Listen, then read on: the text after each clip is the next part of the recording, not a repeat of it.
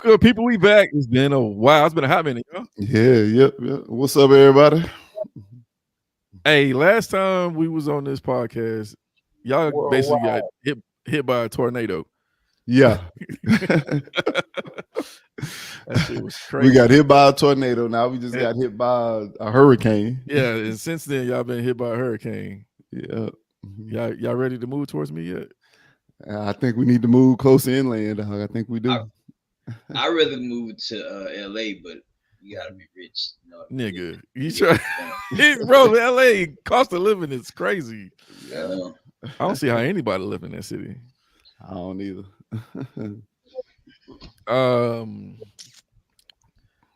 So we was thinking about moving to San Antonio. LA is burning now. Well, Man, maybe is it? That's where we went when the lights was off. We drove all the way to San Antonio, went to Fort Sam, went to my old military base, the Riverwalk, the Alamo. Sure. Yeah, we stayed out there until the lights came back on. Yeah, I found a neighborhood where like every house got like 2 acres. Oh, that's nice. Yeah, that's nice. That's what's popping right there. Y'all really thinking about it, or is... So we would like for the kids to. Yeah, I've been looking at graduate. that. We got a in fact on. Go ahead. Go ahead, Phil. He's still moving. Yeah. Oh no, go ahead, Sean. No. We went wait on the kids graduate, and then move. We can leave. Yeah. My job is mobile. Her job is mobile. She's a teacher, so she can teach anywhere in Texas. So. Oh, that's what my girl used to do. She just quit. I heard a lot of teachers quit. Yeah. A lot of teachers. Mm-hmm. Which is, I think, topic number 1. Was she working in HISD? No, she was working. Where is that school district? It's not. Is it Klein? She's in Klein. Klein. Yeah. What do y'all think about public schools and the massive encroachment on constitutional rights by a lot of these church red states? Yeah. Man, I think me and Dave was kind of talking about that. I think if I could put the first statement out, I would say that historically, public schools have never been a service to us as a demographic of people. So for Black people, yeah. How so? Yeah, from the state of integration. Well, because I'll say it like this: even with the same curriculum, an education isn't necessarily an education. So if you qualify education as attaining a certain level of knowledge that will be applied to solving a community's own problems, then we can't call what we've received as education. That's a very strict definition, though, Phil. But why so, Phil? Like, what is to that institution? And that's from. Can you hear me? Yeah, we can hear you. Yeah, we can hear you. Mm-hmm. I'm gonna get there. Okay, go ahead. So when you say, I mean, you have to. Hello, y'all there? Yeah, we there. I see everybody moving, but Dave. Oh, let me. I thought Dave was asking a question. Yeah, at first it looked like you weren't moving, but we can hear you though. I can. It's on your end, Phil. No, your screen is Your screen is pixelated. It's like it's. I couldn't hear you, Dave. You was asking a question. Oh yeah, what I was saying is, well, of course you got the time to explain, in more detail, but I'm just so Shard's initial statement was about basically how some people is trying to impose religion into school, but then you said something about school really wasn't really beneficial to a certain demographic pertaining to, we'll just say, Black people. So what do you mean by that? Like, can you clarify a little bit? Well, you would agree that certain people have certain problems. Okay. One group of people are not necessarily the problems of another group of people. I could analogize the people with a current event, the people who are concerned with, let's just say, this 2025 agenda, right? There are some people that are going to be affected by that in more cases than other people. So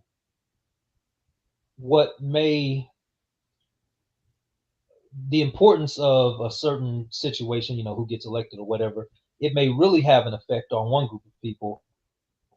It may not have that great of effect on another group of people because it doesn't apply to that group of people the same way. Have Okay. an education system that disproportionately, because I'm not taking the uh,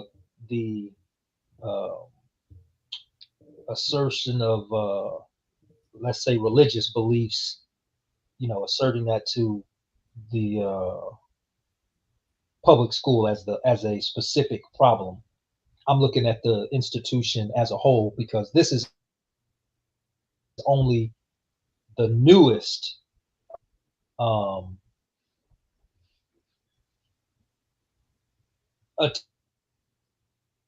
in a sense, and it's it's triggering people who are non-religious. But me myself, not being religious, I don't.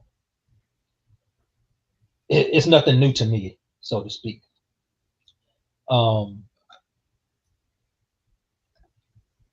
I think that this might be another. I won't even go down that specific term. I'll leave that to you all. But my whole thing is what is education for one group of people is indoctrination for another, which is why we have ourselves in a position where we haven't even begun to address our issues as a community. So if we were being educated, we would be getting the mindset to address and resolve our own problems as a community. And we don't have an institution that instills that into us. So it can't be education. Phil, specifically, what are you talking about? Yeah. Like specifically, what is I'm talking about problem? the education system. Like how is it not fair for? Yeah, how is it not fair for what? We'll just say black people when if it's okay for, let's say, white people, how is it not fair for black people if schools are integrated? There's no segregation. That's been since the 50s and 60s when that ended. So like if everybody being taught the same thing, how is it a disadvantage for black people? I'm thinking based on your context, this is what I'm getting. Society, to a certain degree, illusion. I was saying that society has the illusion of being integrated, yet we understand that even today, there are places that we can't go. There are places that we won't go because we know that should we have to, or if we do go, it's no surprise if we get at large. When you reference the school to prison pipeline, when you reference, in fact, there's a story in Dallas I came across just yesterday where black students were disproportionately fined for situations more so than white children. And in fact, it led to this case that's going to the Texas Supreme Court suing the school district. But so that's one issue. And to say that just because I sit in a class next to, let's say, another demographic of people doesn't. So I get an or let's just say we get information. The way that that information is going to be filtered is going to be different. In this, for example, someone from Carbondale in a situation, certain level of education, and they are having to take this information at a baseline. They're meanwhile make accomplishments in the demonstrating of retaining that information, you know, being the top in class, you know, scoring high on tests and all that kind of shit. Whereas someone who had, you know, let's just say from a white family who already has this family establishment, they get the information and it's a formality because it isn't even really necessary for them to go into life and be at a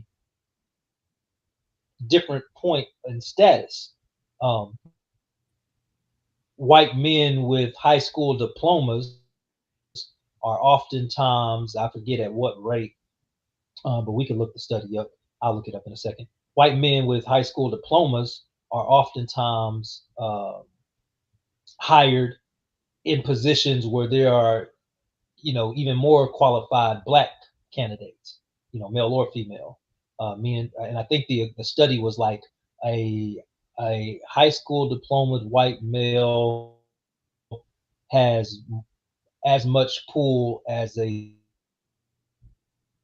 So that in itself says that the education, as far as our society sees it, in the makeup of our society, doesn't have a certain. It doesn't equate to a certain equality, which is to say, or which is to give evidence that the education that we get doesn't necessarily help us solve those problems as far as building institutions for ourselves. So when you talk about, hey, this is another, you know, this new iteration of our constitutional rights being affected through our education, well, I have to look at the whole education system, or the education system as a whole is not being conducive to our success or benefit. So my only like follow-up kind of questions to that is how would a Black person without any education fare against that same white person? Would you think him having some education from public schools give him more of a shot, even though he has less of a shot, but it would still give him more of a shot? You know what I mean? Does that make sense?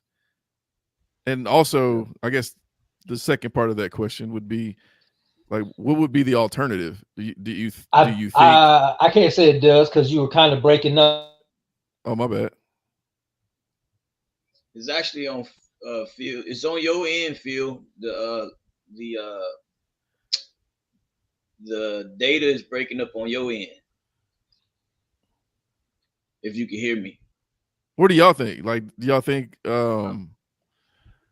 that a person with zero formal education at all, how would he fare against that same white dude with a high school graduation, as opposed to a Black person with that same high school education, or even a college education? Even though it's not, I think, even though it's not equal, that you have less of a percentage of a chance. I agree. I think it's negligible at this state in 2024. I think any demographic has the same potential and opportunity to excel in the pursuit of the American dream. So if you wanna make a lot of money, you just simply finish school, all your schools, you know, K through 12. You can do it. Ain't nobody tying you to a tree to stop you. You can do it. And then once you do that, enter into college. And if you can't afford for college, apply for grants, apply for loans, and then just keep a job and pay for your college. You got so many options to excel even in at college. When you get out, you'll get a good job. And if you can't find a job based on what your college training is, you could always pivot in that with several options that way. The opportunity for any race in this country is negligible at this point. There is no distinct. This is my opinion. There is no distinct difference between white people still getting like a very broad advantage over anybody else. I don't see that. And we grew up in a neighborhood that was really poor. It wasn't like a crime-ridden neighborhood, but it was really poor. And we was moved around in certain schools based on zoning and stuff like that. And we all excelled at what we were supposed to excel at. We all graduated. Some of us went to college. They excelled at that college. We decided to go in other directions. We served our country. We actually got honorable discharges. We didn't go any route where some of our members of our ethnic group decided to do. Like I got two brothers, and I'm the older brother. I told them it don't make no sense being an older brother for you to commit any crime, do the same thing I did, and you'll have a successful life. You can even do more than what I did. You have a successful life. They didn't care.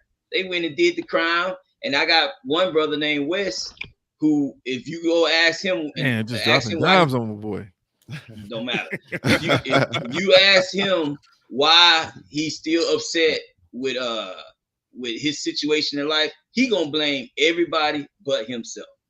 And he was afforded the same opportunity as I or whatever. So, and I can't see it. I can't see it. I don't see it in the media. I don't see it anywhere where there's a distinct difference. So I think it's negligible. It still may be an advantage for certain people, like we'll just say white people, but it's so small and minute.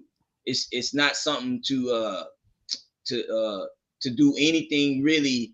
Like it's not enough to like go protest. Of course, you can still fight for the cause of equality. You can fight for the cause of fairness and unity and inclusion. Of course, you can always do that.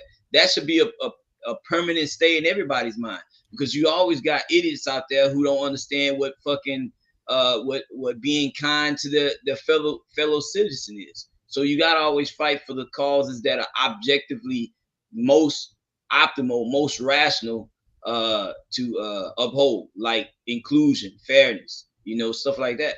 But as far as the education system not showing like a bias toward a certain race against another race, I don't see that at all.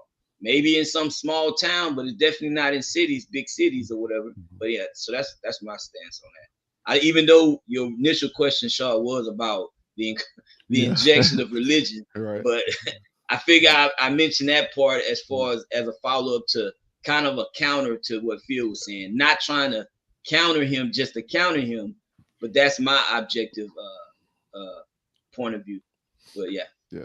I would have to, I'd have to double down on what Dave said. I agree totally what he said. I think certain communities might have a little steeper hill to go up, like if you're in a poor community or whatever, but I think it's negligible. I don't think it's that big of a difference now. I think the way they have everything set up, you have all the same opportunities to get to the same place as everybody else. It might be a little bit steeper hill. It's like, I do think it's a little bit different for poor communities, but I don't think it's that big of a steep hill. So I have to double down what he said too. I totally agree. Like my family, it's weird because I work in real estate, and like most of my sisters are educators, counselors, I just saw your coaches on Facebook. Yeah, she the head track coach. Yeah, I saw that at Cy Falls too, huh? No, it's not Cy Falls. It's Ellison. Is it Shay or Shan? That's Shan. Yeah. And she's probably going to be an assistant principal soon, nice. Eventually. And then my wife, she's a teacher, and she's working on her master's, so she can become a principal. But basically, what I was trying to get at is seeing how schools are ran, I see, I kind of see behind the curtains now, and a lot of it's funding. And typically, if you live in a richer area, your schools are well funded, as opposed to if you live in a poorer area.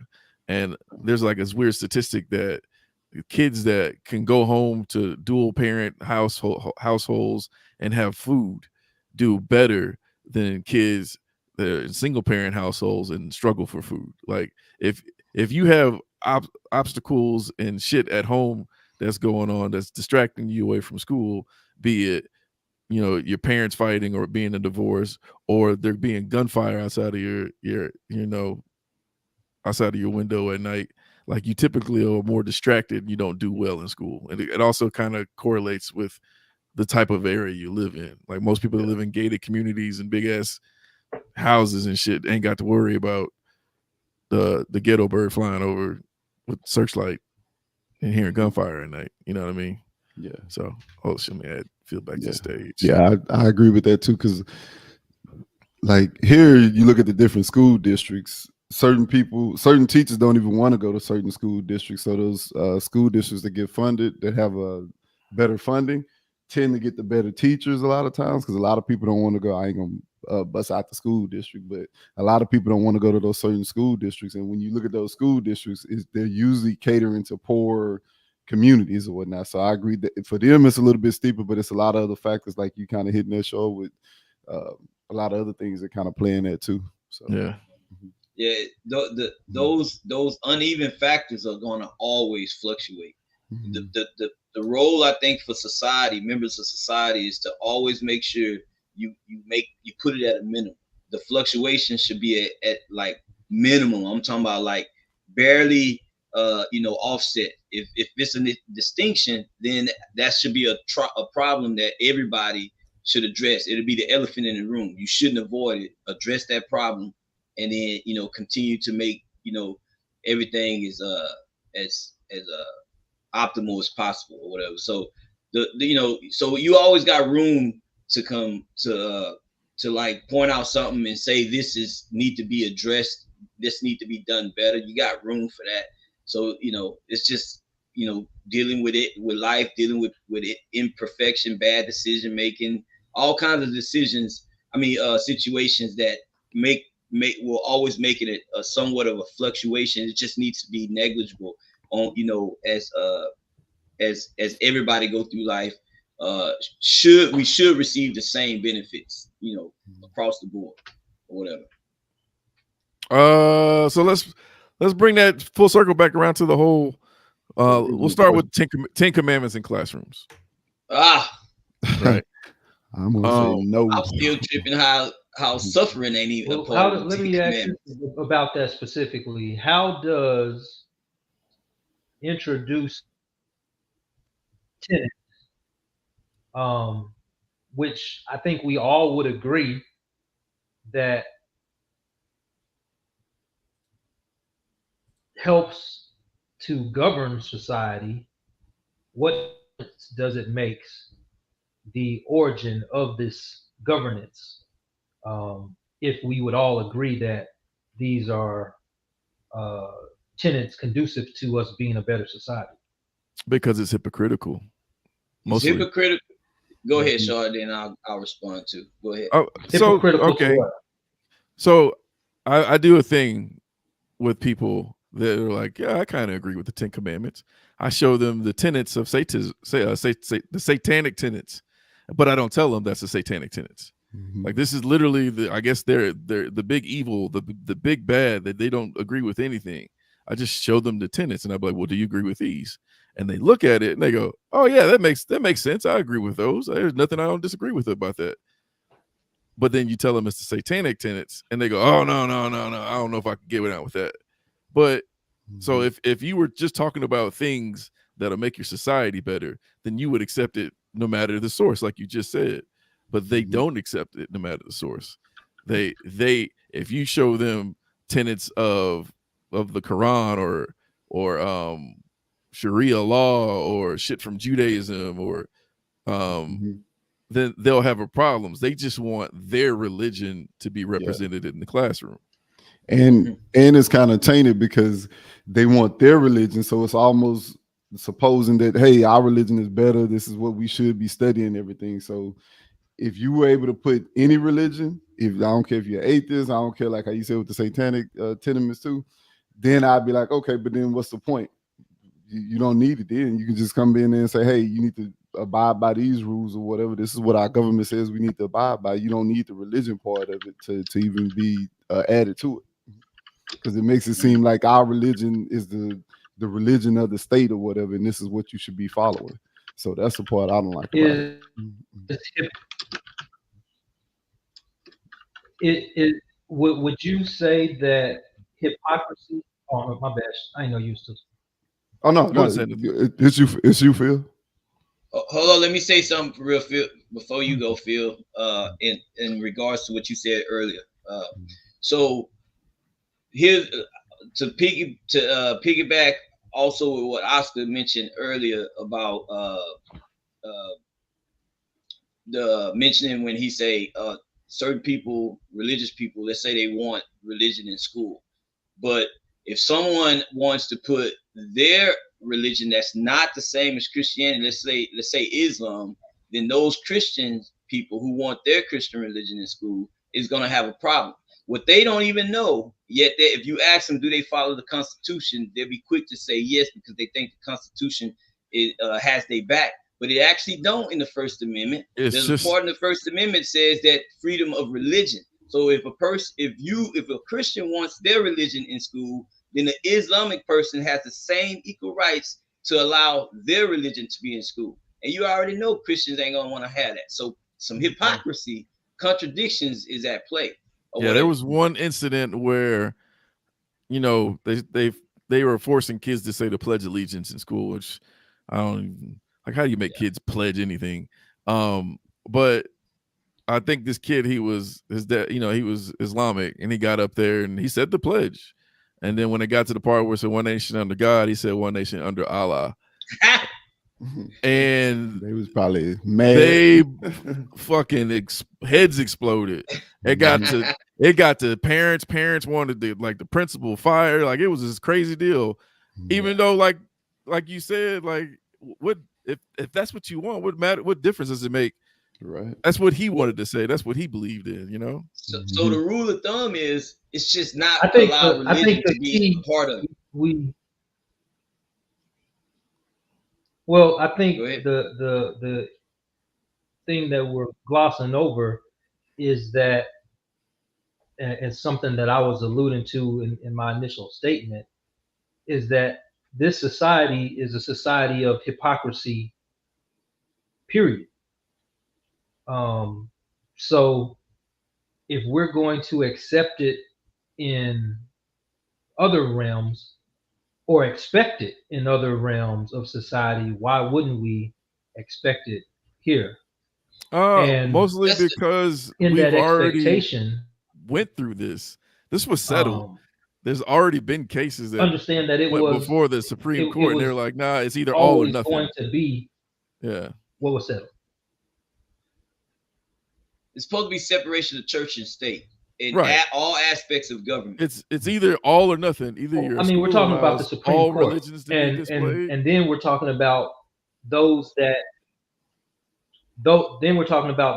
enforce these laws, which is where the hypocrisy that I'm talking about comes in. There are a number of laws on the books that should be adjudicated in a fair and justice, righteous way, and we see every day that they aren't. That's the hypocrisy. So when you have a school system that, let's say, a majority is ran by evangelical right-wingers, what else is there to expect when we have a historical case study of the school system technically isn't ran by a bunch of evangelistic.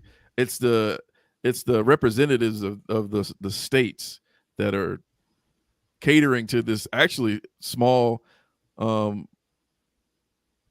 of people. Yeah. So there are actually more people that live in inner cities that aren't evangelists. Yeah. But because of the way the maps are drawn and the gerrymandering that happens, they're very underrepresented in state legislators.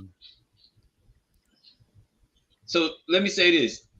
You're going to always anticipate. Well, we're not talking about the majority of the people, because we know it's the organized minority that has the most effect on our populations. I mean, I agree with it. Well, let me say this. Let me say this, Phil. Look, you gotta anticipate the bad decision making with whoever is holding power to make these decisions. You have to push back. You have to reject or suppress. And that's a lifelong position that everybody needs to have. So, for example, if out of nowhere, since this hasn't been a common thing, some state decide that they want to put the 10 Commandments in the school and make it a policy for it to be on the walls or any kind of religious text or whatever, everybody needs to push back. That includes the religious people.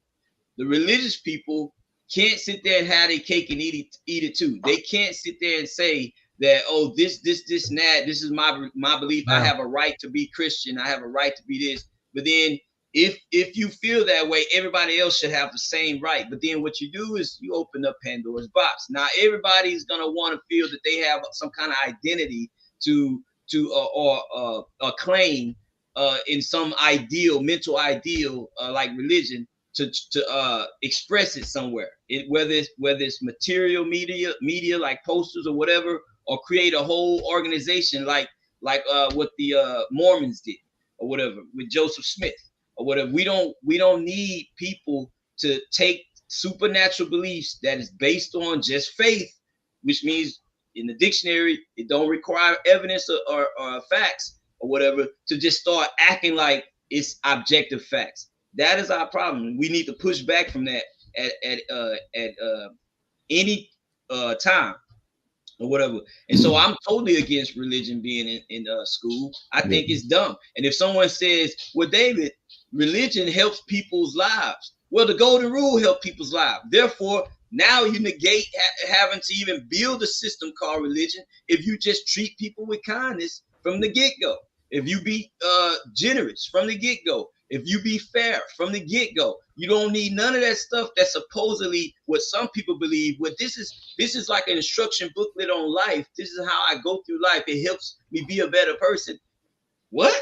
You don't want nobody to steal from you, right? And they'll be like, no, I don't. Okay. Then if everybody just practice not stealing from people as an example, it won't be no stealing or murders or anything like that. So you don't need religion to help people. And I'm only saying this, Phil, this is not at you, but for the people who believe that. For the people who believe that they need religion in some way to anchor their mentality from getting out of control and pharaoh or whatever, that's a cop out. That's bad way of thinking. Go ahead. I agree. I don't think any religion should be in school unless it's an elective class. I think the only 10 anything they should be making them read is the Bill of Rights. I don't think they should be making them read the 10 Commandments unless it's in an elective class. Other than that, they've escalated, by the way, past the 10 Commandments. Now in Texas, Christianity will be taught in every single school. That is an elective. Man, see, I'm totally against that. If they teaching Christianity, they should teach every single religion. People who aren't religious, they should teach all that stuff. If they're making it mandatory to teach that. Mandatory. You got some people trying to act like that America was founded on Christianity. You actually have people who believe that. But what about the slaughter of the Native Americans? What about the enslavement of Africans? So these people who feel they so hypocritical, the ones, because that would be the argument, Shaw. They'll go, wait a minute. Christianity was the basis of America. This is why it should be in school. No, you just want to put that shit in there because you think your fucking imaginary fake ass God is fucking somehow helping your life better. It's a placebo effect. All religious classes should be electives, dog. None of it should be mandatory. What's funny is they think if you talk to people that really agree with this, you try to get to the bottom of it, and they think that all the problems that happen in schools, in public schools, is because they took God out of schools. Like that's Nah. that's the reasoning. You know what I mean? Like there was a school shooting. Well, it's because there's no 10 commandments and they don't allow people to pray in school, which is not true. People are allowed to pray in school. What about the hurricane that God created that killed like 5,000 people? Oh, if God prevented shootings, there would be no such thing as church shootings, which we all know exist. Yeah. Yes. So, yeah, that's crazy. I didn't know they was doing that in Texas. That's crazy. Yeah, bro. Man, Texas is getting out of control with Abbott, man. It's just, and it's always been, huh? What about like in Catholic schools and stuff like that? Like, I think if you go to a school that's specifically a private school, then I think it's That's okay. fine. But in the public schools, I don't think it has any place. And so Abbott, it's interesting, right? Abbott is holding up funding, right? There's a bunch of school districts, major school districts in Texas that are basically running a negative deficit. They're like their budget. They're like, I want to say HISD or somewhere in Houston is like a couple $100 million in debt. Here in El Paso, one of our school districts is like $30-something million in debt. And it's because the funding that they're supposed to be receiving from Texas is literally being held because they decided that the voucher initiative is not passing. And this is kind of like almost like a payback. They want to get rid of public school taxes for everyone and just go to the voucher system, and then you get to pick your own private school to go to. But the thing is, I think the voucher is only like $2,500 or some shit like that, and most private schools are like $10,000 a semester or some shit like that. So it's not enough. Yeah, and the people that can afford it already sending their kids to private school. Oscar, you see what I was telling you about the other conversation we had? I think you too, Shaw. Man, this religion is just like really affecting our society's way of life, and not in the positive way that the religious people think it is supposed to be. Right. The fact that we have religion just taints everything. If public schools are a public school and they're different from private schools, which have more, they can be more specific at making rules, based on whoever's running it. Public schools should be a baseline of objective teachings and facts, meaning you teach the students in public schools the things that are actually proven to be true. In science, you teach them the science curriculum, you teach them the math curriculum, you teach them the reading, you teach them the writing, you teach them the actual history that did take place, and then you good. The fact that they trying to put other extra shit in there, it's like, why? That's other people's biased opinion. Religion is an opinion of one person, not everybody. And you choose to be religious. You're not born religious. And the fact that they doing this, if you could easily make the argument like, well, I'm gonna put my religion in school, then they're gonna have a problem with it. It's crazy. Yeah. Religion is actually divisive, so it's just gonna create more issues or whatnot. And it's not really solving a problem, because you can solve all the problems with humanity without any religion or whatnot. And pretty much all of them teach the golden rule. Oh yeah, go ahead. You know how I know there ain't no God? How's that? Because if there was really a God, he would have chose the one dude in the high school that couldn't shoot to shoot at Trump less. That fool couldn't make his high school shooting team. Like, for real. Like literally, he tried out today. Yeah, they tried out and it was like, bro, it ain't you, homie. Yeah. Like, out of all things to do, you're gonna do the shit that you ain't good at. Right. End your life with it. He was trying to prove them wrong, man, and he proved them exactly why they left him off the team. For real. Yeah. So what y'all think about that? The whole assassin, man. I'm starting to hear all these conspiracy theories and stuff now, man. It's getting crazy. I'm like, I'm not gonna say it wasn't. To me, it's like 9/11, right? Like there's probably a truth out there, but there's a whole bunch of facts that that are just too coincidental to be like, what the fuck? Mm-hmm. You know what I mean? The fact that, it was only, y'all both have been to the range before. Yeah. Like, what's the short range? What's the short pop-up target on the 50. range? The 50, right? Yeah. 50. So this fool was 150 yards away from Trump. Oh, that should have been easy. Bro, that's what I'm saying. That should have been easy. That's what I'm saying. If he I thought it was more for some Didn't reason. the prone support it? He probably didn't practice, I guess. He's obviously a shitty shot. Yeah. But like I'm saying, like, I'm not saying it was a false flag operation, but if it was, he's the perfect person to have go up there and take that shot. Yeah. I don't know what really. And then my thing is why didn't they have anybody on that building if it was that close? Nigga, Like, that was the building the cops was in. They was in that building that he was on top of. So, from what I'm understanding, what kind of rifle he had? There is video. People saw him. He had an AR-15. That's his problem. I think that was his.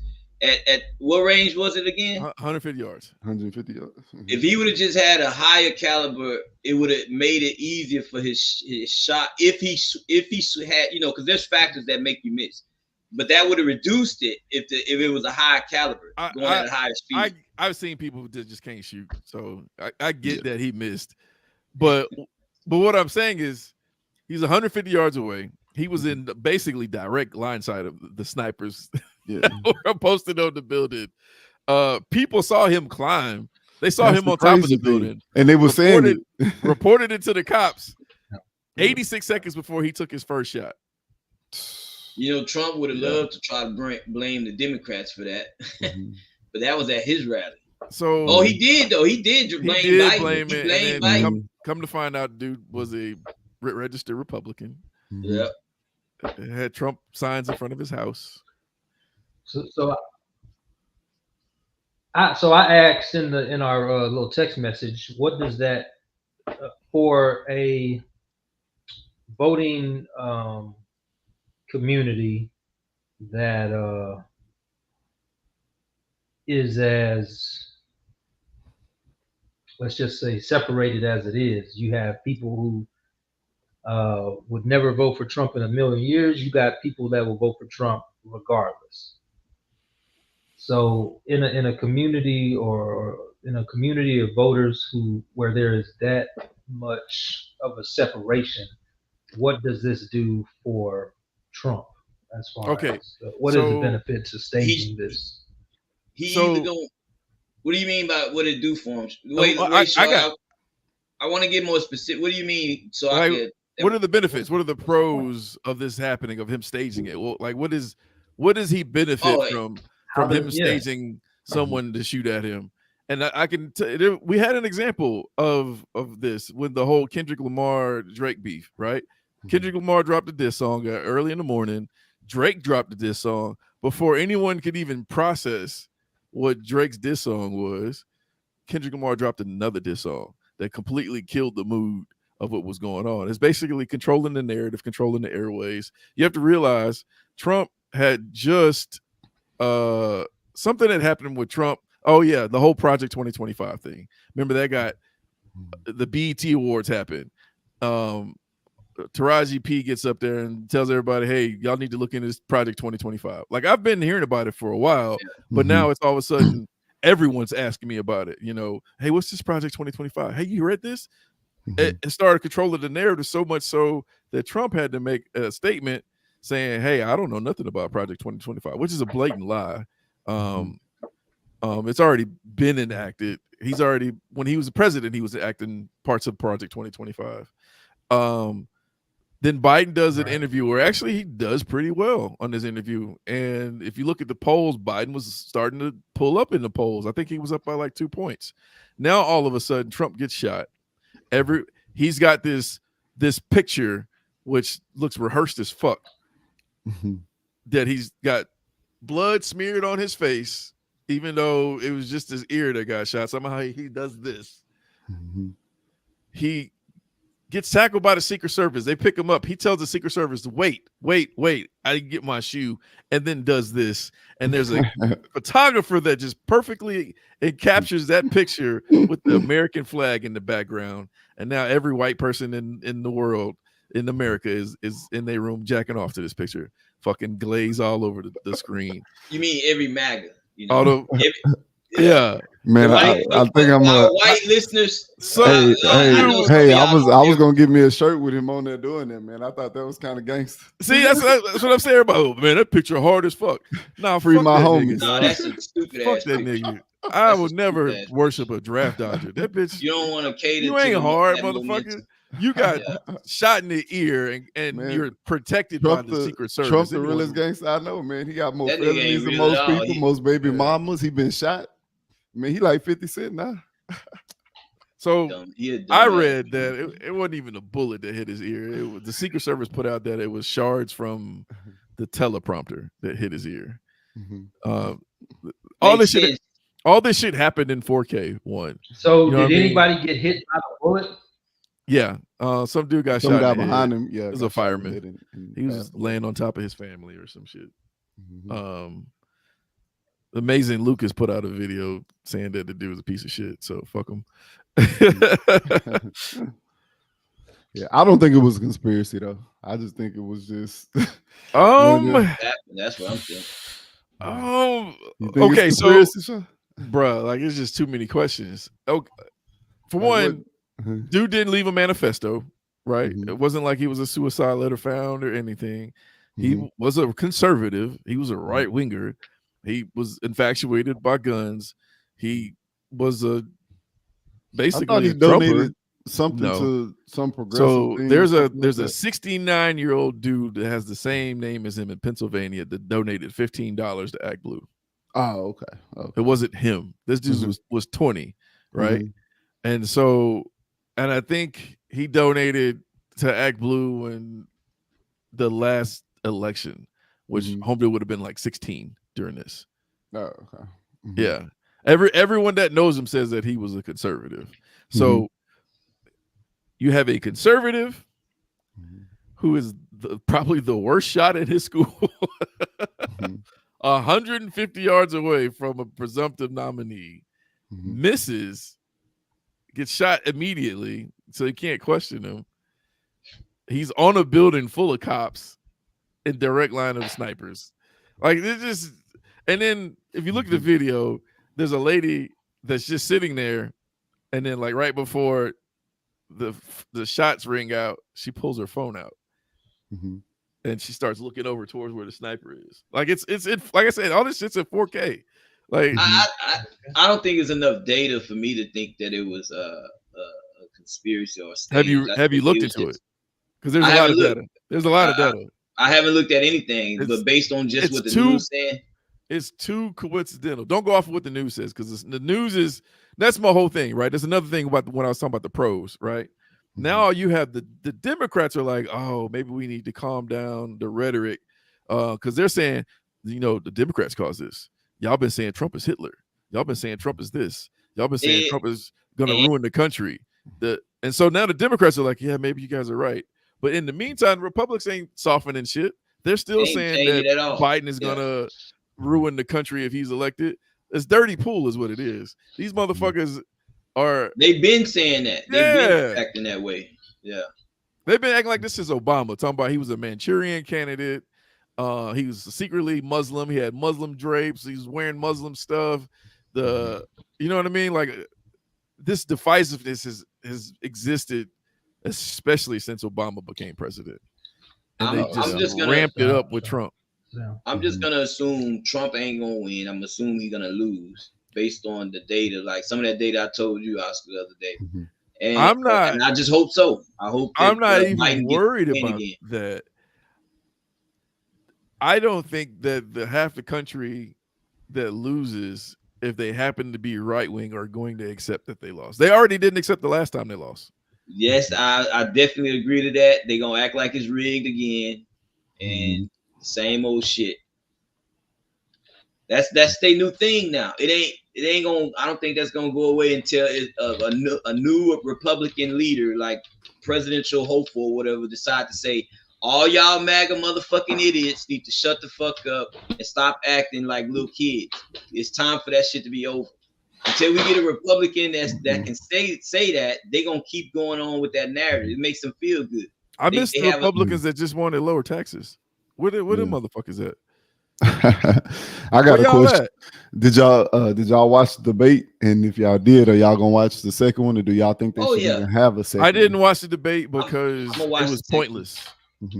I agree that it was pointless, but it was entertaining to me. It was like, what don't we know about Trump and what don't we know about Biden already? Was there any new information to be gained by any of them? I actually I don't know if I told this to you, Dave, or my other homeboy, but I was telling them, I'm like, the debate was actually supposed to be more beneficial for Biden, which he kind of screwed that up or whatnot with his performance. But I figured the debate would actually help Biden out even more until he got on there and did, I don't know. Which I know David saw it or whatnot. So I'm looking forward to the second one to see what's gonna happen on the second one. I'm confused about why everybody is so worried about Biden. I'm not. Genuine confusion. I think if he died before if he raises his right hand to get inaugurated and dies, then you know what I'm saying? It ain't gonna change that. We have a vice president. Yeah. Like, I don't care if Biden dies. I don't care he fucking has a stroke and becomes an invalid. I don't care if they chop his head off and put it in a jar with bubbles fucking forming around it and they roll that motherfucker across stage. I will vote for him over Trump any day. If you put a pile of shit on the fucking stage and put an American flag in it, I will vote for that pile of shit over Trump. I think what happens is that the swing voters, people who are fence straddlers, it sways them to vote for Trump because they look at Biden like he's weak now. That's just a possibility. It's also the same possibility when they sit there and keep hearing Trump talk the way he talked, that swings them voters over to Democrats. I agree. I agree, but I think you got certain people that are like fence straddlers. And if they looking like, I don't know if I'm gonna vote for Trump, I'm gonna vote for Biden. They see certain little things like that. They'd be like, what is worse? I'm gonna vote over here. And I want to know this. You're speaking about somebody. Hold up, Sean. You're speaking about somebody's measure. If that's their measure to go, okay, you gotta have nice body language, you gotta sound coherent or whatever, then that will sway them. But if you're a person on the opposing argument is this. If you're sitting there going, hoping one day, man, let's see if Trump stop acting like an asshole. Oh, no, he's not. I'm gonna vote for the Democrats. He's gonna still be the same. Everybody got a measure. I agree with you. I would side with people who have equivalency. Like if you have a Granny Smith apple and a red apple, right? They're two apples. They're equivalent. One tastes completely different than the other one, but they're still both apples. You have a man that looks like he's about to die versus a rapist, a felon, a crook, a thief, like everything that my dad says you can't trust. Nothing. He said nothing worse in the world than a thief and a crook, right? Or a thief and a liar. He's a liar. He does all these shit that's like the worst of the worst, and especially as people that claim to be Christians, like he is the antithesis of what it means to be a Christian. Like he has a long track record of being that, and you're saying that you're struggling, or there's an equivalency. Like, well, if the dude stutters, or if he seems lost, I'ma choose the crook. I'ma choose the dude that's literally going to just rob the country of fucking billions of dollars. And really, to me, the only reason he's even running is to keep his ass out of jail. Like you see what his presidency has done. It has basically upended our justice system as it is. Motherfucker, everyone's seen him do the crimes. Like we've heard the evidence. He can't even go to court because he's basically slow walking it out past the election to where hopefully he gets elected to be a president. He can just make this shit all go away. But by the way, Oscar, there's always gonna be people who just simply judge a book by its cover instead of opening it up. They're gonna make their decision based on that. So it's gonna always be a person who looks at, let's say, Trump and be like, I don't even like the way this nigga look. I'm voting for the other candidate. If they look at Biden, it's gonna be the same way, you know, or what they say. Biden can say one thing that seemed like a slip up, and they go, "Oh, I don't want to vote."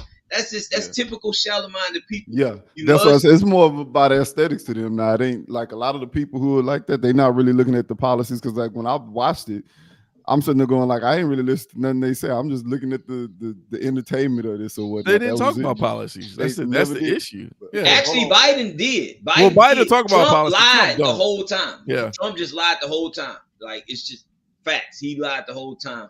Biden actually did try to talk about policies. Trump would always try to. Let me ask. Go ahead.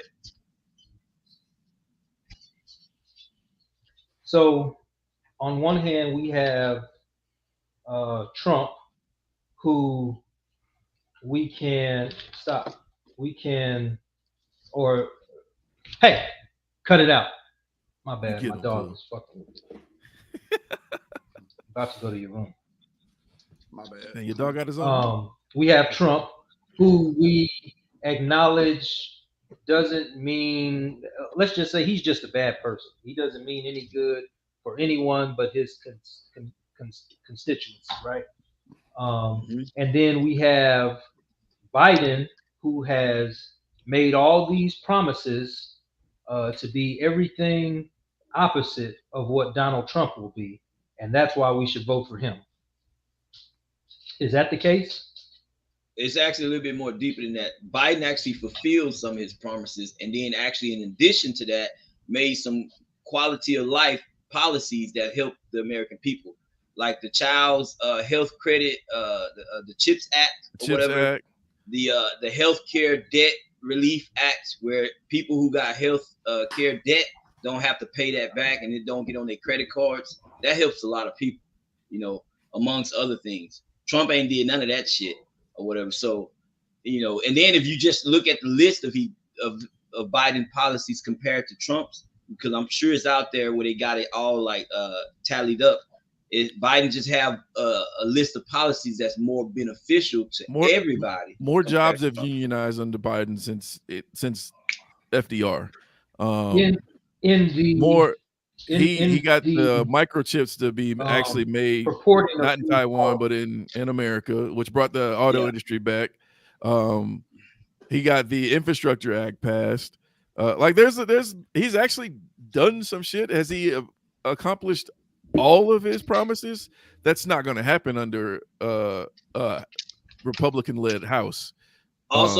Also, one of the things he did, he made it for college students to not have to pay back most of their loans. So he was going to wipe out all student debt, by the way. Like every bit of it. To make it simpler, the Supreme Court shot that down. Wait, what you gonna say, Phil? Hold on, Sean. Well, to make it simpler, as you said, are the things that he hasn't done. Is that we're basically voting for the lesser of two evils, or there is no evil on Biden's side? I'm not going to say there isn't no evil on Biden's side. What are the detractors? No president ever accomplished everything he says. I don't agree with the way he handled Israel and the Palestine thing, but that's not here. You know what I'm saying? Also, hold up, Sean. Also, no president has ever accomplished everything he said he was gonna do, and it's for various reasons. It's not because, let's say, right? Yeah, but that's just the thing. When they pitching why they should be the nominee or the president, you wanna have hope that they gonna accomplish that, and if they don't, you can't necessarily just like write them off because they don't accomplish all of it. Another thing, right, is like I was saying earlier about we don't know anything new about these guys. Trump has already been president. We can literally measure his 4 years next to Biden's 4 years, right? He did shit, but Trump inherited to the rich. Trump inherited Obama's economy. $8 billion debt. It was on the rise. With Obama, it continued that rise, and then when he left office, the economy was in tanks. COVID. Biden inherited Trump's economy, which was on the fall, and now it's on the rise again. Like it's which is what you want your president right next to each other. It's so weird how recency bias, like, or I should say how short memoried people are. Like things wasn't all hunky dory under Trump. Like the only thing that he did was a tax cut, and he took credit for all the things that was Obama's presidency helped out. Because remember, Obama inherited Bush's economy. He inherited literally the biggest recession that we've had since the Great Depression, and then he brought that back up. Now let me ask Phil this. Phil, based on the context of what I'm getting, and you obviously, I just just need you to explain it to me. Maybe I can understand it better. I'm finna ask it. So, based on your context, do you think the Republican Party, not just Trump, we know you already admitted that Trump really ain't beneficial to nobody. I assume you believe that. So, do you think the Republican Party go ahead. Oh, okay. Well, let me just say that. Okay, that's cool. If do you think the Republican Party and their policies is beneficial to everyone compared to the Democratic Party and their policies? Do you think the Republicans is more beneficial? More beneficial than Democrats? Yeah, in general. Yeah. I think, number one, my stance is these are two groups playing on the complacency of individuals that really have the same ends. They just have different means about accomplishing it. And when I say complacency, meaning that people would much rather invest energy into efforts that may or may not, more than likely, efforts that won't accomplish what they could accomplish to their benefit than to utilize that energy to initiate programs, efforts to do the same thing in their own interests. That is to say that rather than people realizing that, hey, neither one of these motherfuckers mean us any good, we're only going to be placated to a certain degree by certain policies, making it, certain policies not making it. And we'll take that because it's easier to do that than it is to build a grassroots movement and address the concerns of our people at large. I live by, if you don't stand for something, then you don't stand for anything. And anyone who purports to do the best for everybody cannot be doing the best for themselves.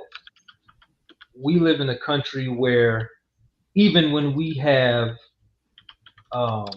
let's say, gotten legislation specifically towards or for us, it has benefited more people than it has us, and that's all I need to see to say that neither one of these motherfucking parties. I actually agree with Phil. I agree with you on that, Phil. Like I look at both parties like they're more same way like religion is or whatnot. Like me and Dave had this conversation all the time. I always say they like the game bangers.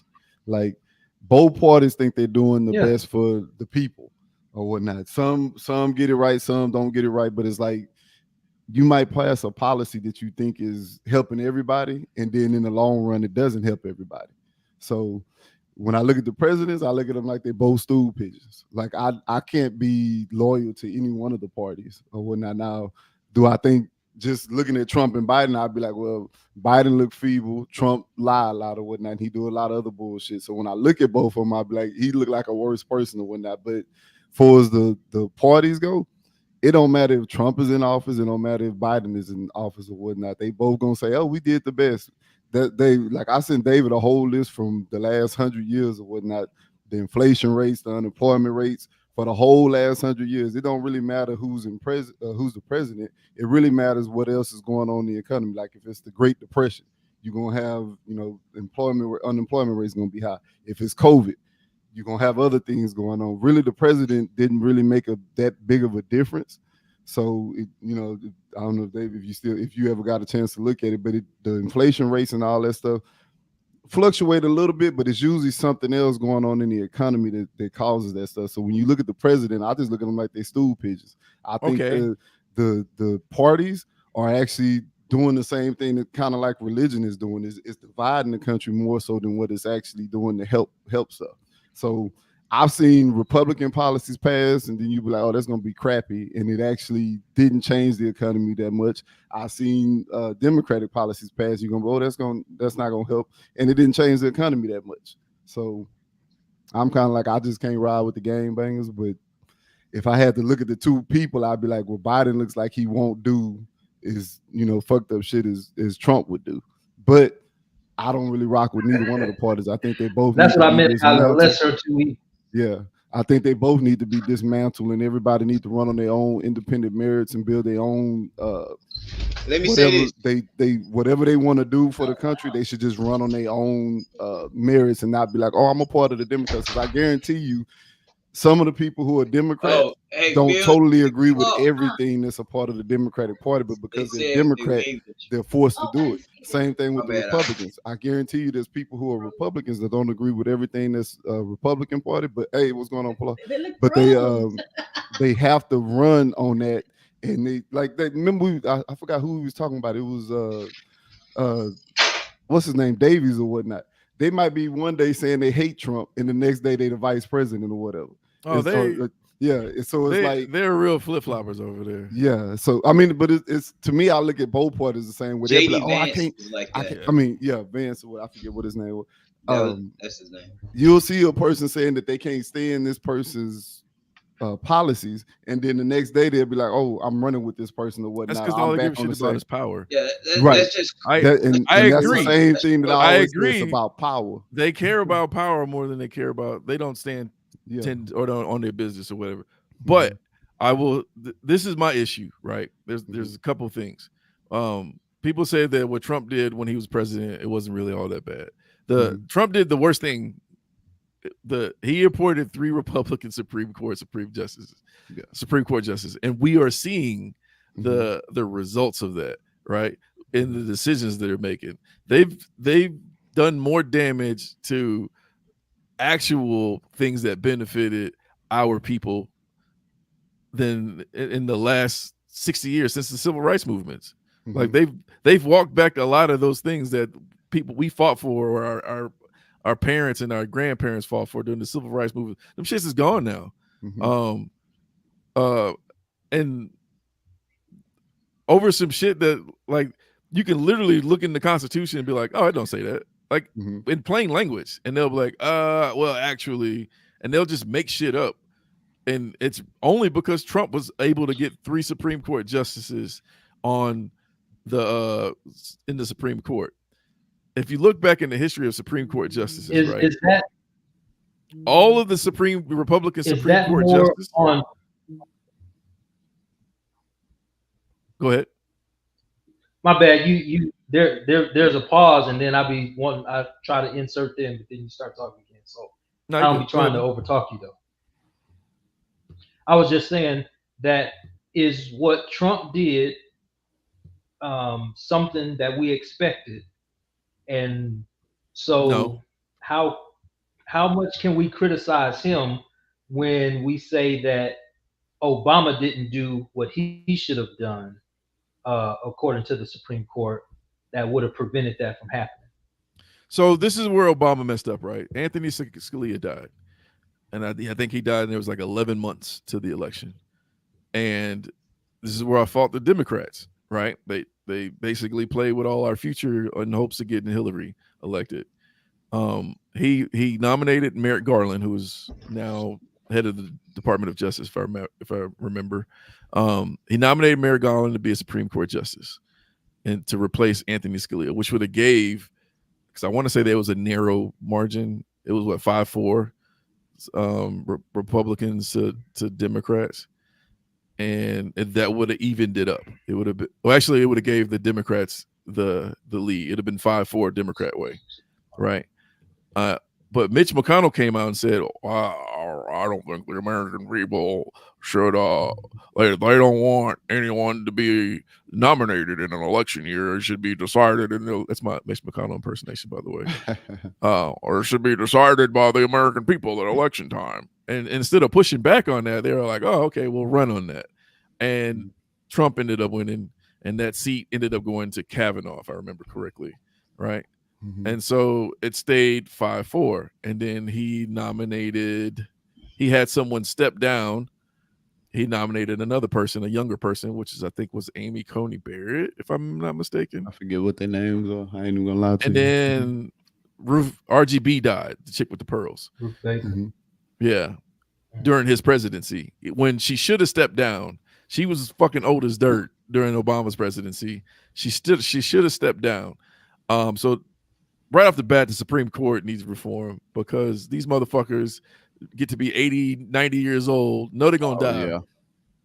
And they end up dying during the Republican presidency. You know what I mean? Yeah. And so I want to say RGB why died. Is it that?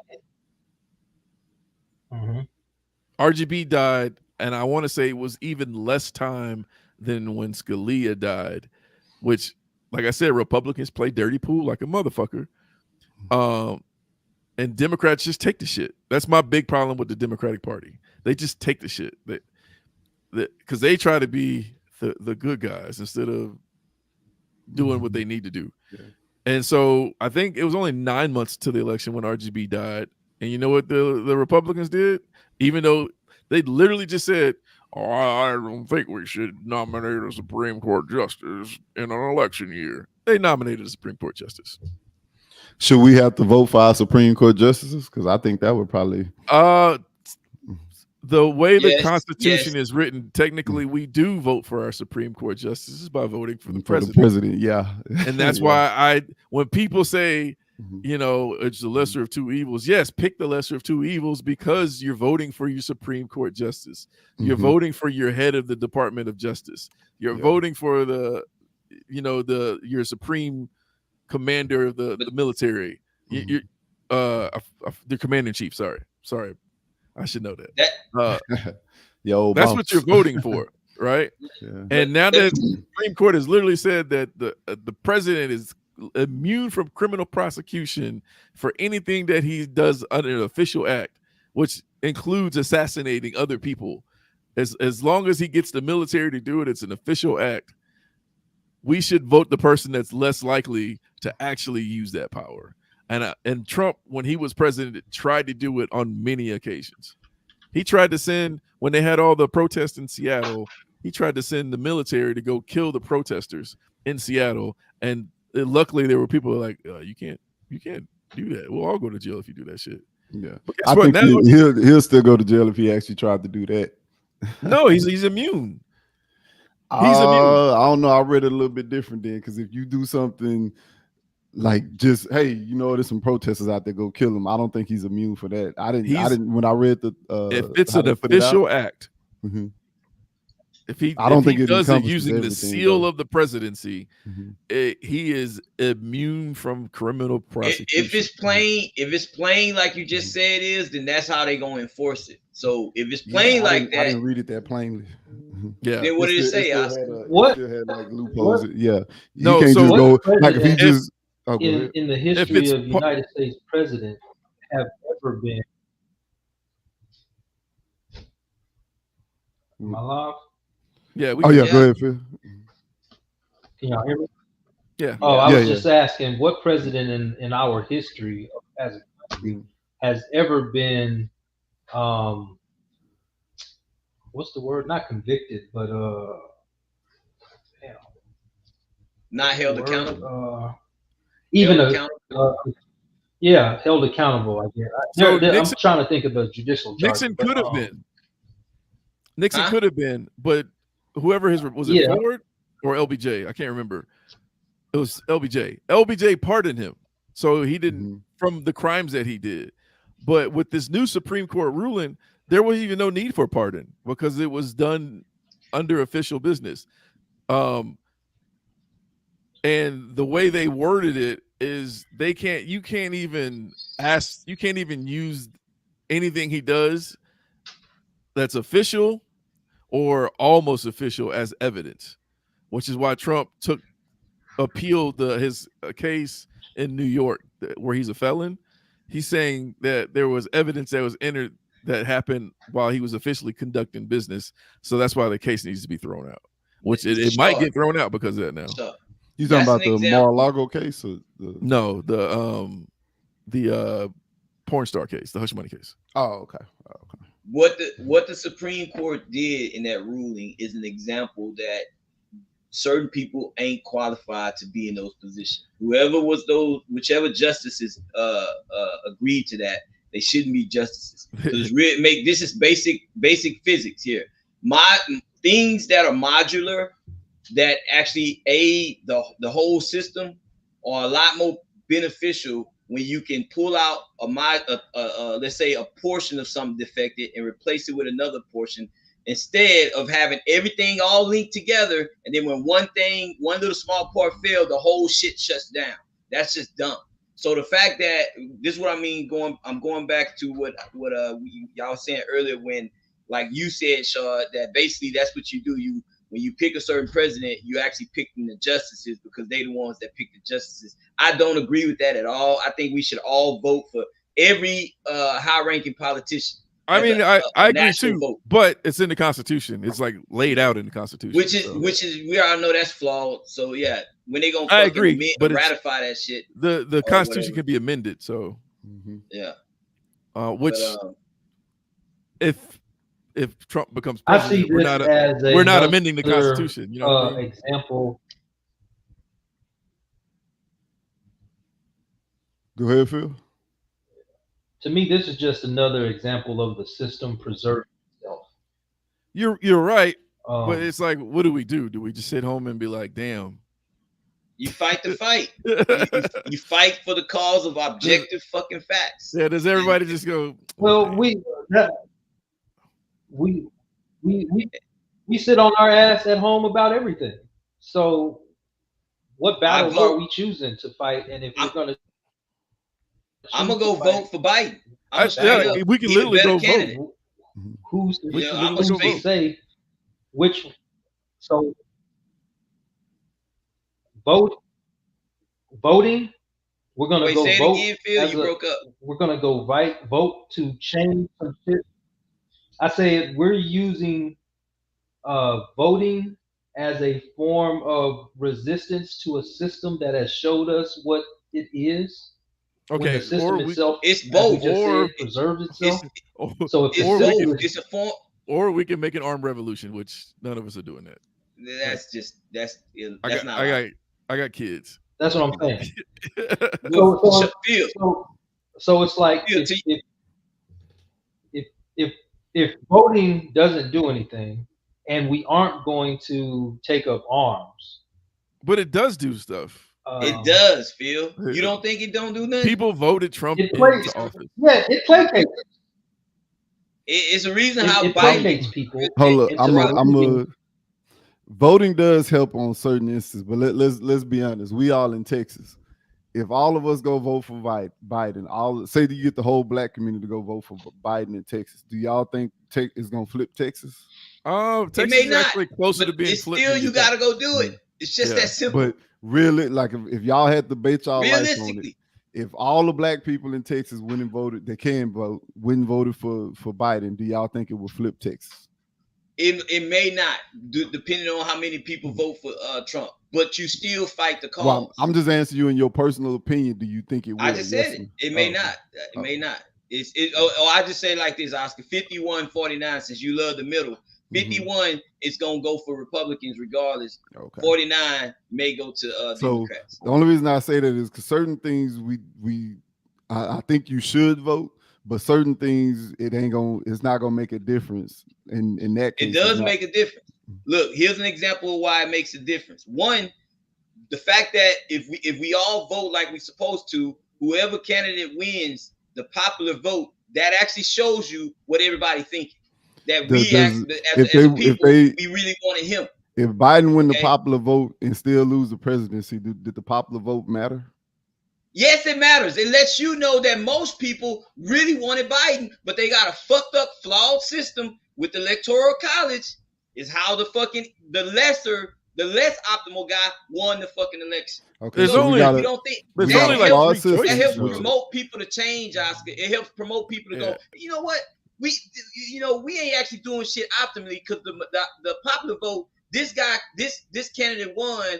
And so that means everybody was really wanting him to win, but we got a fucked up ass infrastructure. Let's change it. So it does. There's a huge population of Americans that don't vote because they have that attitude that, well, my vote doesn't mean anything. Which is terrible. But if that huge population actually would go out and vote, their vote would mean something. They've been tricked into thinking their vote doesn't mean anything, and they're apathetic, sitting at home not voting. And have no reason to argue actually sways more elections than them going out and voting and not meaning something. Does that make sense? It makes sense to me. Example that David made. Yeah. Go ahead, Shot. No, I was gonna say you only got 3 choices. There's only 3 choices you can make. You can vote. You can go vote for. Well, I should say 4. You can go vote for Trump. You can go vote for Biden. You can go vote for a third-party candidate, or you can not vote. That's it. That's all you got to do. And you trying to affect your future is not voting is not going to help that. The fact that somebody could actually rationalize not voting as a good thing. I never said not vote. I said in the state of Texas, all of us can go. The narrative is getting switched to talking about not voting. I'm saying what Philip was talking about earlier. Sometimes in places that you do go and vote, even if you go and vote, it's a good thing that you wouldn't have voted and went out there to try to represent whoever you wanted to represent. Mm-hmm. But certain systems, just like what you alluded to with the Electoral College and all that type of stuff, that's why I say the popular, I get that you think the aesthetics are going, hey, look, if we only went by the popular vote, this guy actually would have won. Which is more optimal, right? It's more optimal, yes. Yeah. But the popular vote doesn't matter because it's going to come down to the Electoral College. Whoever gets the 270 votes, which is a flaw in our system. So what we really need to be standing up to do is starting a revolution to go, hey, we need to change the Electoral College and just do something else or whatnot. So we can just be based on the popular vote. How many examples? That would be more important. Go ahead, Phil. No, I agree.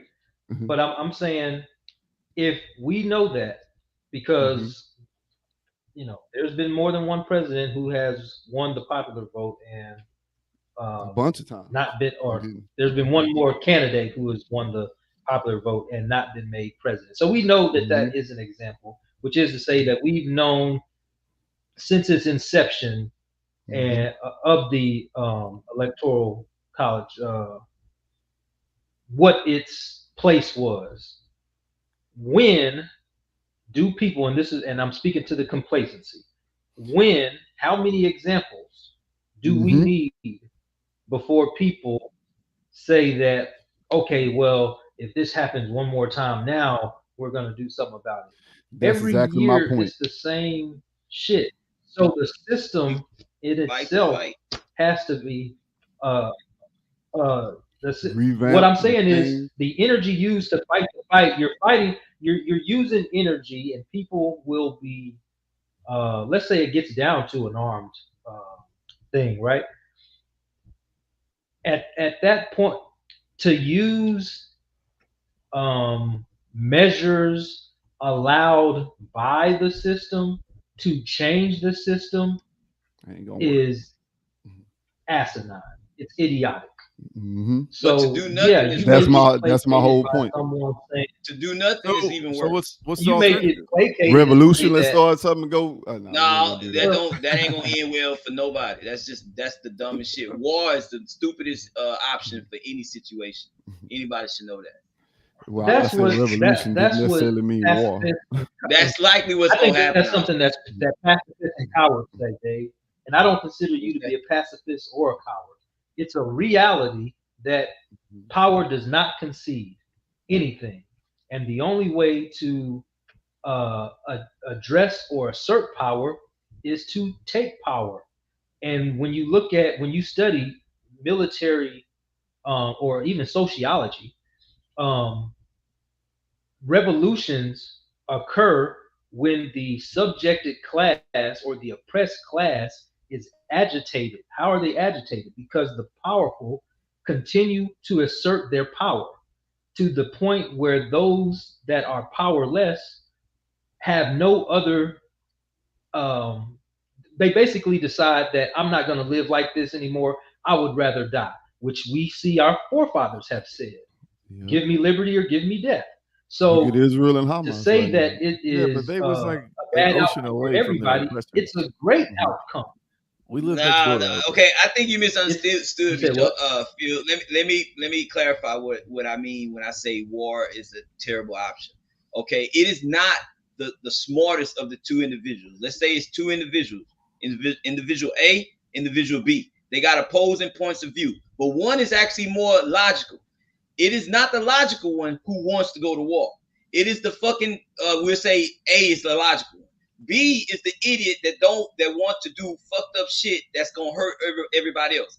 So the logical party A has to fucking dominate B, otherwise everybody's destroyed. So the logical people don't want to go to war. That's why if you ever see any scenario, no one wants to go. Like no cop is like, is thinking I want to shoot you. No cop is saying I want to. I'm talking to a potential criminal, whatever. He's saying I will only have to shoot you if you get more out of control to the point where you hurt other people, even the cop himself. That is the logic with logical thinking people. We understand that war is the worst option. But if you go to war, it's because of the idiot force your hand. No one wants to go to war. So now you understand we all agree that war is not the most optimal thing. But let's be realistic. If they keep doing something to, let's say, oppress you, like what if right now somebody came in your house, Dave, and said, hey, your daughter's in high school, I mean in school or whatever, they gotta learn the Bible for half of the time they're in school. I'm gonna protest. Okay, you're gonna protest. The whole time they're in school, you protest, you voted, you did everything, it never changed. What are you gonna do? I only live between 1 and 85 years old. Who's to say it won't ever change? You know what? For 400 years, or is it 300? Black Africans thought they was never gonna be freed as slaves. Guess what? They had to fight. They got freed. No, guess what? They got freed 300 years later. But the ones who started, who was in that first generation, did they get free? How did they get free though? How did they get free? They think how many times they went and said, "Hey, this ain't right. This ain't right." How did they actually get free? All it could have took was one guy to appeal to one other guy, like Abraham Lincoln, who seen how the slaves were suffering. Decided, if that would have happened, right? Who do you think was talking to Abraham Lincoln? Frederick Douglass. Whatever the reason is, Abraham seen that it was a problem. He did something about it. So in the meantime, we need to do something about it. Like Abraham when it comes to not free the slaves, Dave. I already went over that history with you. You saying he didn't free the slaves? Who freed the slaves, Phil? Since you telling me it ain't Abraham Lincoln, who did? Who signed the Emancipation Proclamation? A law?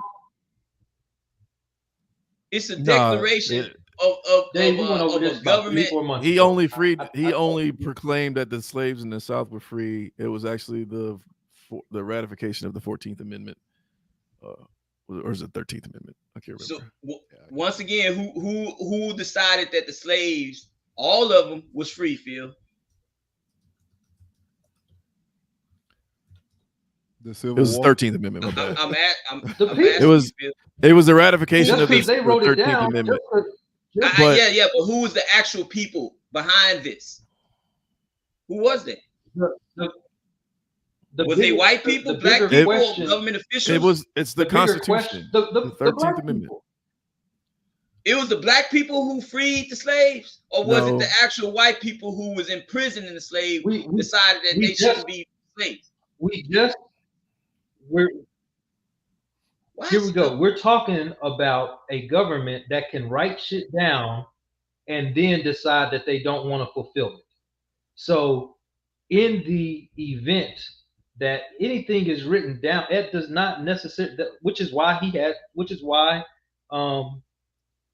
black people in Texas were still under those constraints until a military regiment went down to Galveston and actually Galveston or Corpus made it so those people. I think it was Galveston. Yeah, y'all was. That's where they announced it at or something. This is what I was getting between you and Oscar. The fact that I think Oscar made a point that what if it don't change? That's what I think. What did you make a point that what if it don't change? Yeah. What if it don't change? Yeah. What if it don't change? Well, like I said, you live between 1 and 85, at least in America. It might not change for you, but it may change for people in the future. I mean, so you stay the course, you fight the fight. Okay, it's one of those things. Like it might not change, like David's saying, but it definitely won't change if you don't do nothing about it. Exactly. I agree. Yeah. My point isn't. My point is always that is it more effective to act within the confines as set by the people in power, or is it more effective to act in a way that those people in power understand? Okay, so and when the we key to what you're saying is act. You're saying act in both instances, right? I'm saying, me personally, I don't denigrate people who feel like, oh, the only path is voting. But at the same time, I don't denigrate the people who feel like I got an open shot on the president. Let me take this shot. I didn't say anything was wrong. Hold on, Phil. Let me ask you something, Phil. I didn't say anything was wrong. I just want to know this. You don't have to answer, but I just want to know: are you gonna vote, Phil, for the president? The next president of the United States, are you gonna vote? I didn't even ask you who you gonna vote for. I just want to know if you gonna vote. If the line is short, we'll remind you. I said I'll send you a reminder. If I remember to, but to be all honest, okay, I believe that I would make a greater difference in that. I would have a greater impact. Of that changing by reading The Talented 10 by Booker T. Washington. Let me throw out an analogy here, Phil, something that we could all understand. Imagine us folk playing basketball. The analogy you got about a person, like loosely, you're like if you're basically motivated to vote, you'll vote, but you given the context that you might not for whatever reason. Okay, that analogy would be the equivalent if we was on a basketball court where we all know what our roles are is to win the game. And in order to win the game, you play offense and defense. But you, Phil, on the other hand, will feel that I could play offense, but I really don't need to have to play defense. That is not optimal, Phil. So if you're complaining about the problems in our society, it's best to do something about it. And if your avenue is to what'd you say, Chad? I said we're gonna call that the James Harden approach to basketball.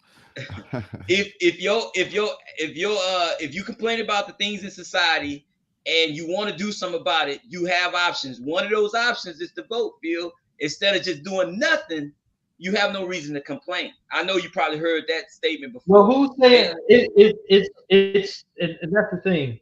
It's people who say that voting is the only way. I just said that. It's not the only way. I believe none of us are saying ways. Yeah, I'm not saying that at all. Well, that's what his analogy just was. No, I say. Well, that's what. And that's what I just said was.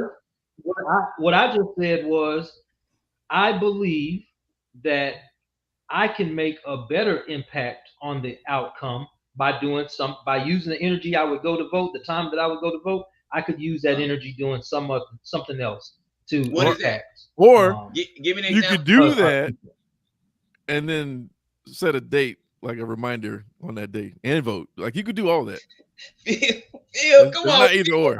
Phil, you one of my best friends, Phil.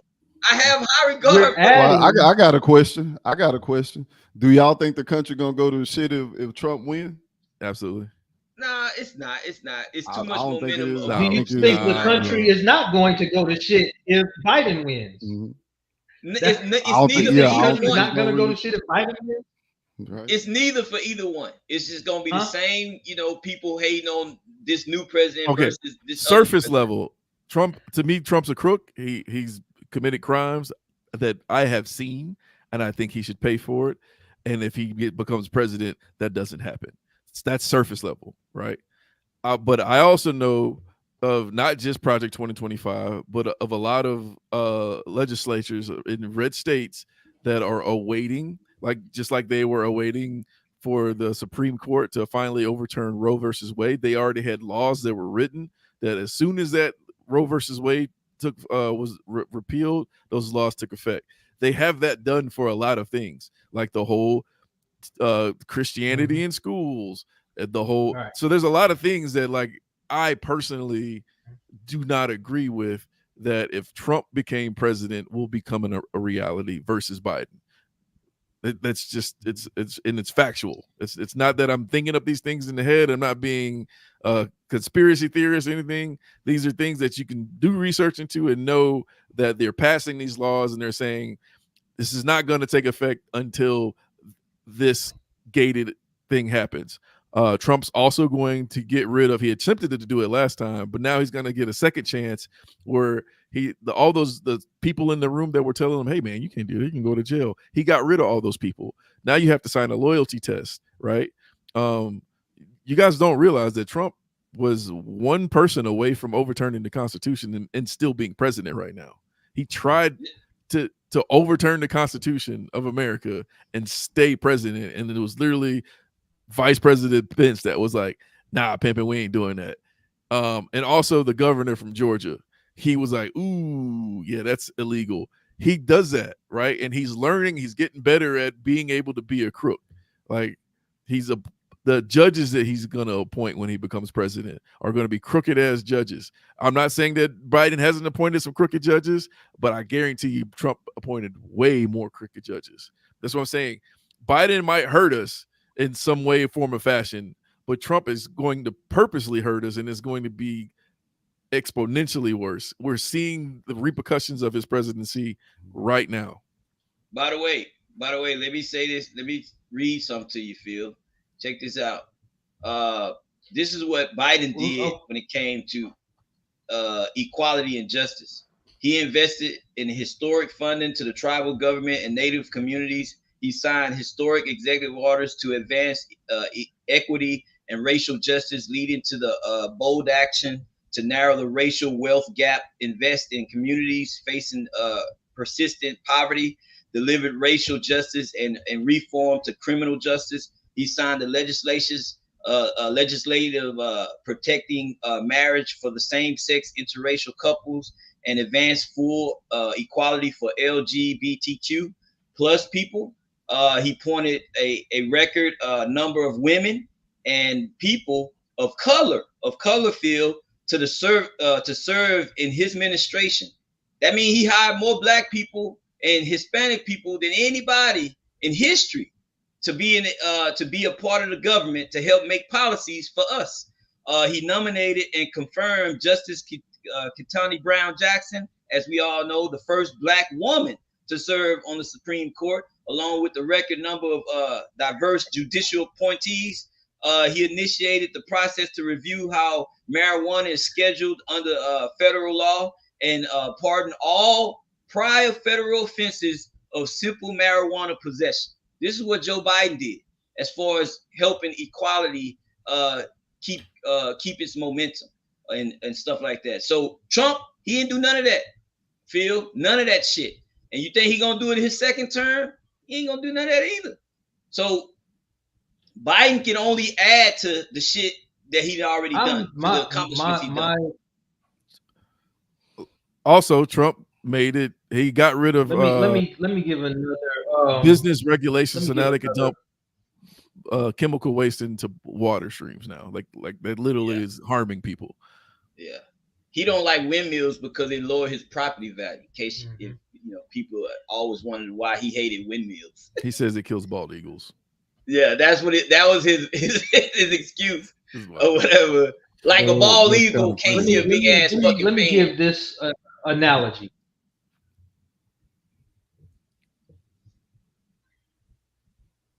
If I'll use a corporal analogy. Like the rank? If a individual is sick and they have two options, they can gut it out and go cold turkey, knowing that they're going to suffer. There's going to be some pain. There's going to be a whole bunch of sacrifice, discomfort in cold turkey. Or they can take medications which may complicate their symptoms. It's definitely going to prolong the symptoms, and they may or may not end up in a better place afterwards. What I see in saying or voting for someone who says that they make it a little, they're going to make it easier or much more enjoyable or much more comfortable for us to vote for this person as opposed to this person when we, well, you may not, but if you have two individuals whose, once again, ends are the same, but their means by getting there are different. You have Joe Biden who's going to put, so I always use this analogy. Politicians are two sides of the same coin, right? The Republicans are going to bend you over and hit you dry, and the Democrats going to bend you over and they might slap a little Vaseline on the back of you. I think that analogy holds if it was your typical Republican, the guy that just wants lower taxes and less regulation. Like I get that analogy holds. Let's say it was Jeb Bush or what's the dude out of Utah, the Mormon dude. I don't know who he is. What was his name? But anyways, you say if it was one of them, it was just Jeb Bush. So you're if it was Jeb Bush or if it was God, I can't remember his name. Mitt Romney. If it was a Mitt Romney Republican, you're absolutely right. The Democrats gonna lube you up. I mean, the Mitt Romneys is gonna hit you dry. But that's not what we're talking about. We're talking about someone that he is basically going to create a revolution, but it's not the revolution you want. He's already basically trying to make himself a king to where it'll be Trump, it'll be Barron, it'll be all his kids. He's already replaced all the leadership at the RNC with his family. He's robbing basically country for it, like in plain sight, by the way. Everyone that worked for Trump is a criminal. Like, well, what I'm saying, Shad, is in his institution of taking it to that point, that will force people to do what they would have to do to combat that. Meaning that there would be no level of comfort. It might not happen that way, Phil. I thought that. It might not happen that way, Phil. Half the country is rocking with him. You know what I'm saying? It might not happen that way. It might become an actual dictatorship. The same niggas that's like, oh, that picture was hard. They infatuated with this motherfucker, dude. I have to say this, Phil. Your calculations, in my opinion, would be wrong. If you thinking that it's in your mind, oh, if we tear it down, it's gonna be built up better. That's not always the case, and it's not even often it happen that way. It's actually less often than it happened that way. And so, and you already got the negative people in power or trying to get in power. Trump. Huh? I don't think you can point to a situation in history where, one, there was a revolution or there wasn't a revolution and things changed. There wasn't an armed revolution and things changed. Yeah, I could point to one. I could point to one. The American Revolution. See, when the white folks was over there in Great Britain and England, Ireland, and all that stuff, when they was over there, before they came to the Americas, they had a problem with the establishment. This is why they was forced. They decided, not forced, but they decided that either we do the Civil War thing, and some of them did fight. It didn't do shit. This is why they all decided it's best to just go to another country. They found America, set up shop in America, and this is why we got the United States of today. So the fact that you're saying that if you tear it down, it's gonna always come out to be positive. It wouldn't be a United States of America if that was true. That wasn't really a fight. It was actually a fight. Okay, so that's it was a fight. Right. It was a fight. France was fighting England, and if England would have really concentrated and not been fighting France, and then just thought we was just like some skirmish, like some uprising, like we would have got our asses whooped. We actually did get our asses whooped in the War of 1912 by England. So I guess I think we got lucky with America, like that France just happened to be fighting England at the same time that we decided to have a revolution. Yeah, but I think he's proving Phil's point though. You still had to fight. No, that ain't the point. Oh, is that his point? Hold up. Your point is just fight and just hope for the best, Phil? That's even worse. It doesn't mean that the best is gonna turn out to be the beneficial fight. I don't think anybody fights. I don't think. Yeah, you missing it, Dave. But go ahead. No one goes into a fight. So there's always. I am curious. You're trying to say that we need to start a civil war, Phil? What revolution are you talking about? Already. Mm-hmm. And you know what? Who could have won? The Confederates. They could have won. We'd have still probably been slaves. Maybe I'm missing it. I thought his point was that a lot of times in order to make something to change, you had to fight. That's it. I don't know. We understand that. Yeah, but this is not one of them times. Was that your point, Phil? Because that's what I thought he was saying. So he suggests that we need to physically fight or protest in some regard. Yeah, that's we all I'm not agree even that you saying try to we do need the to. minimal. I'm saying that the only way. Okay, lay out what your plan would be. Well, Phil. to sit around, you being kind of. Can't we do the same thing with Joe Biden's president? What's your plan, Phil? What should we do then to make things better? What should we do to make things better? One question, real quick, Dave. Right, if we want to change things, right, there needs to be a revolution. I agree. If we want to make that's the last resort. There needs to be a revolution. It can be a peaceful revolution. It doesn't have to be violence, but there needs to be a revolution. It might end up being violent. But which side do you think is going to listen more? Is it going to be the Democrats that if you protest them, they might eventually cave and listen? Or is it going to be the dude that's like, we need to send the army and to kill all the protesters, which he tried to do in Seattle, by the way? Mind you, that black folks, the amount of black people, the percentage of black people in America is still small as fuck. It's tiny. So whoever wins is still gonna be the white folks. And Phil, last time I checked, Phil, you don't too much care for any white folks. You didn't told me that before. So it's like, what's your plan? Like, what would be the plan if you don't want to think that voting is one good option? What would be the plan to make the country more better for everybody else? So one, I would say that you misunderstood whatever you got from my not caring. I'll give you that. Okay. White folks. I don't place the value that some of us do on those interactions. That's for sure. And I guess to even be more accurate, I would say that we would be far more benefited by investing in the interactions amongst ourselves than if we were to interact with everybody else. Phil, I've been saying that for the longest. Black people need to handle their shit first before they can do anything else.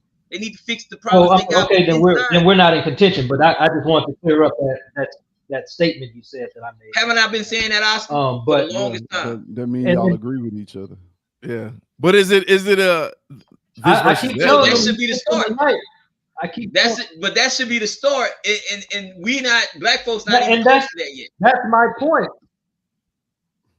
That's my point. But is it? That is exactly my point. Can you do both though? If Is what I'm saying. Of course, Is you it? can. Is it a? Huh? Can No, you only can't do both. organize a revolution can. or organize You can- resistance? Look. Here's an example, Phil. We go outside to the hood, pick up some trash because you know it's some shit in the damn ditch. Whoa. That's our job, helping the black folks. Then go and vote for Biden because his agenda is better than the Republicans' agenda. There we go. We did both.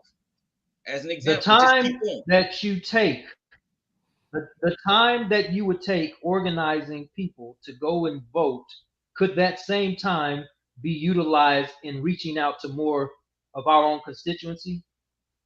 You could. That's an option for any individual. Yes. Okay. That's what you're gonna do. It's not an option. It's a I think I ain't gonna see no effect. I think you could knock out 2 birds with 1 stone. That's what I'm thinking too. Because that's churches do. Churches do Let's that. ask Oscar. You think you can knock out 2 birds, 1 stone, vote and help the community? Yeah, I think you. Is that more When's the last time? Yeah, that would be more optimal to do as that- much as you can. When's the last time our churches? I would say that the churches are more of a reason for our communities in the position that they are than anything else. We all agree with that. Hey, who not gonna disagree with that? Okay, so I don't know. But my point was, right? So I don't know those why that was churches brought up, but enact their agendas and get their constituents to vote a certain way. They do both. They do all the things that they do to keep themselves empowered and take money. The point of the matter is, and still, and they get their constituents to go vote for whoever. I wouldn't have a problem with that. I wouldn't have a problem with that because this is my point. The people that say that voting, that act on voting, they don't do shit else. That's my only thing. If they said, okay, yeah, we're going to set up a platform for a candidate to come here and talk, whatever, then we're also going to have a time when it's just the community and we say, hey, these are the other ways we need to address that, then I wouldn't have a problem with that. As I just said, one person's path might be voting, the other person's path might be some I'm okay with that, but it's the people who say that, oh, voting is the only answer, and anything other than that. No one on this panel is saying it's the only answer. Phil, no one on this panel is saying that's the only answer. you just gave the analogy, Dave. I never said that either. Playing offense and defense.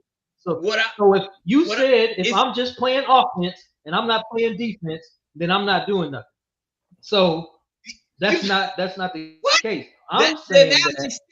If you're the same way that I can respect you to go and vote, you ought to be able to respect me reading, getting more information, and being able to disseminate that information to people that don't know with regards to other ways we can combat. Phil, all right.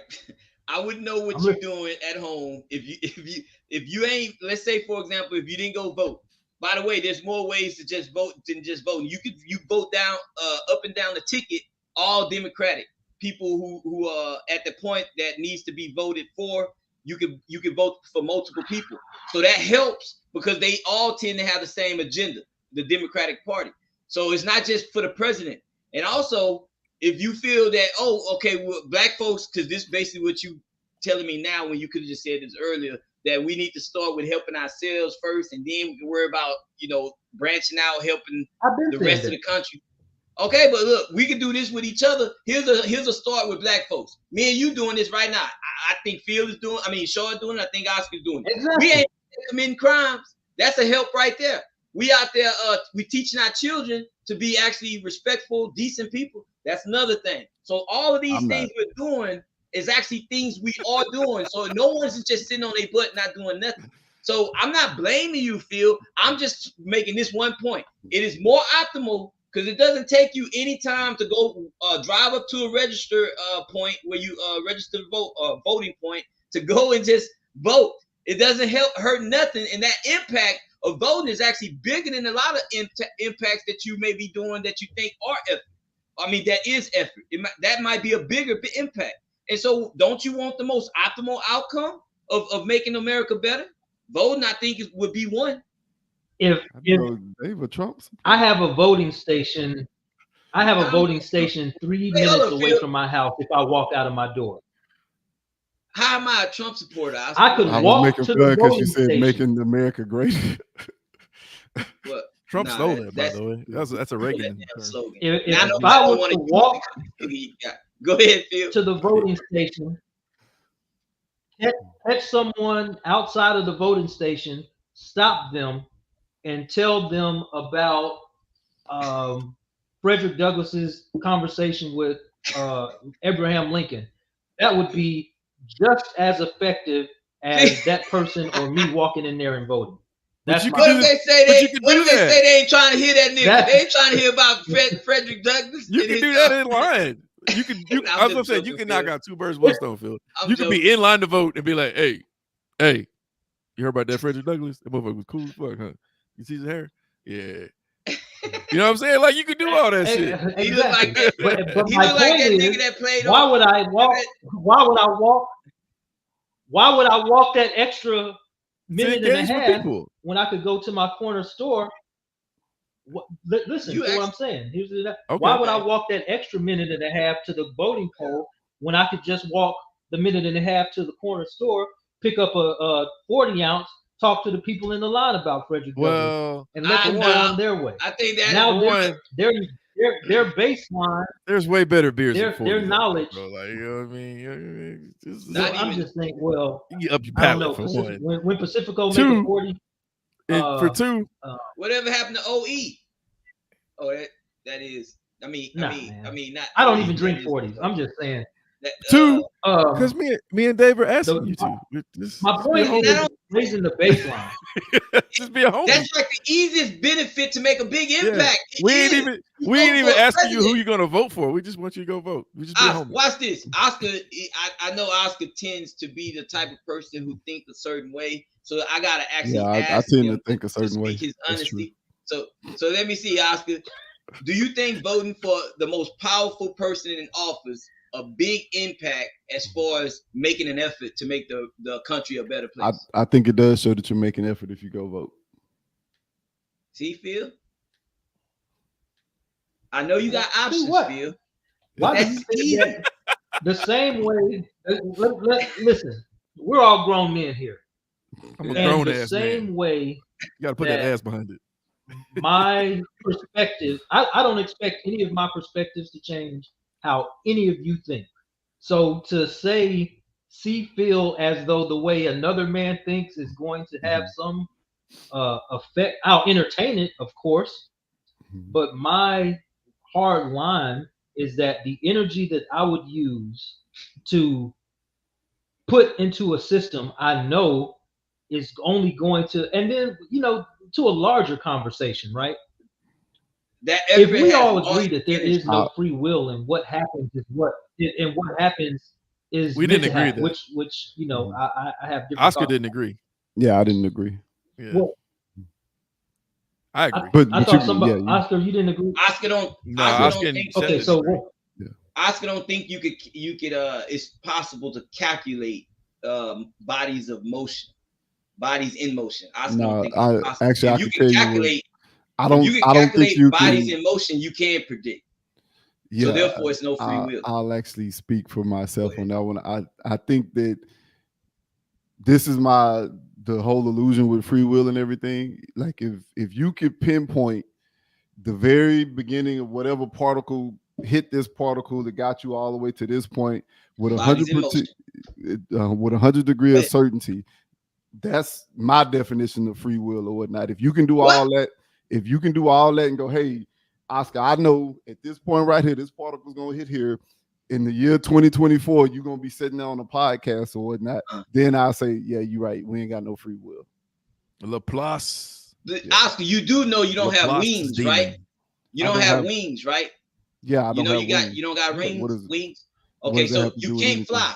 You What does can't that have fly, to do but with birds We can. are hitting Birds that snake can, weight right? button right now. So that's another thing we can't do is predict small microscopic particles Right. that move super fast. We can't do it. But we know that they move super fast, and we also know that they're small microscopic particles Okay. that are in motion. So since we know that, we can calculate that if we can keep track of all of them, then we know that there's no free will. You're basically saying if I can't do it, it must not be free will. That's your logic. I'm saying until you can do it and you can do it to certainty, then I'm gonna say there's no free will.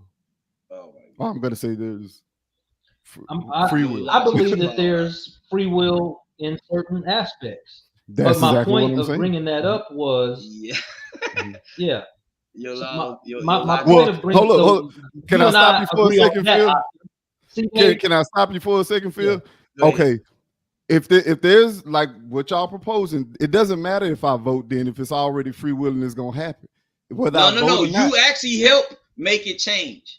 How do I help make it change if it's already gonna do what it's gonna do? Who said that it's who said that it was already predetermined? destined? If there's no free will, it's predetermined, right? So whether I vote or not, if I sit on my ass and don't go do nothing, whatever was gonna happen was gonna happen, correct? I'm glad he said that. Let me do the honors, Shard. That's the same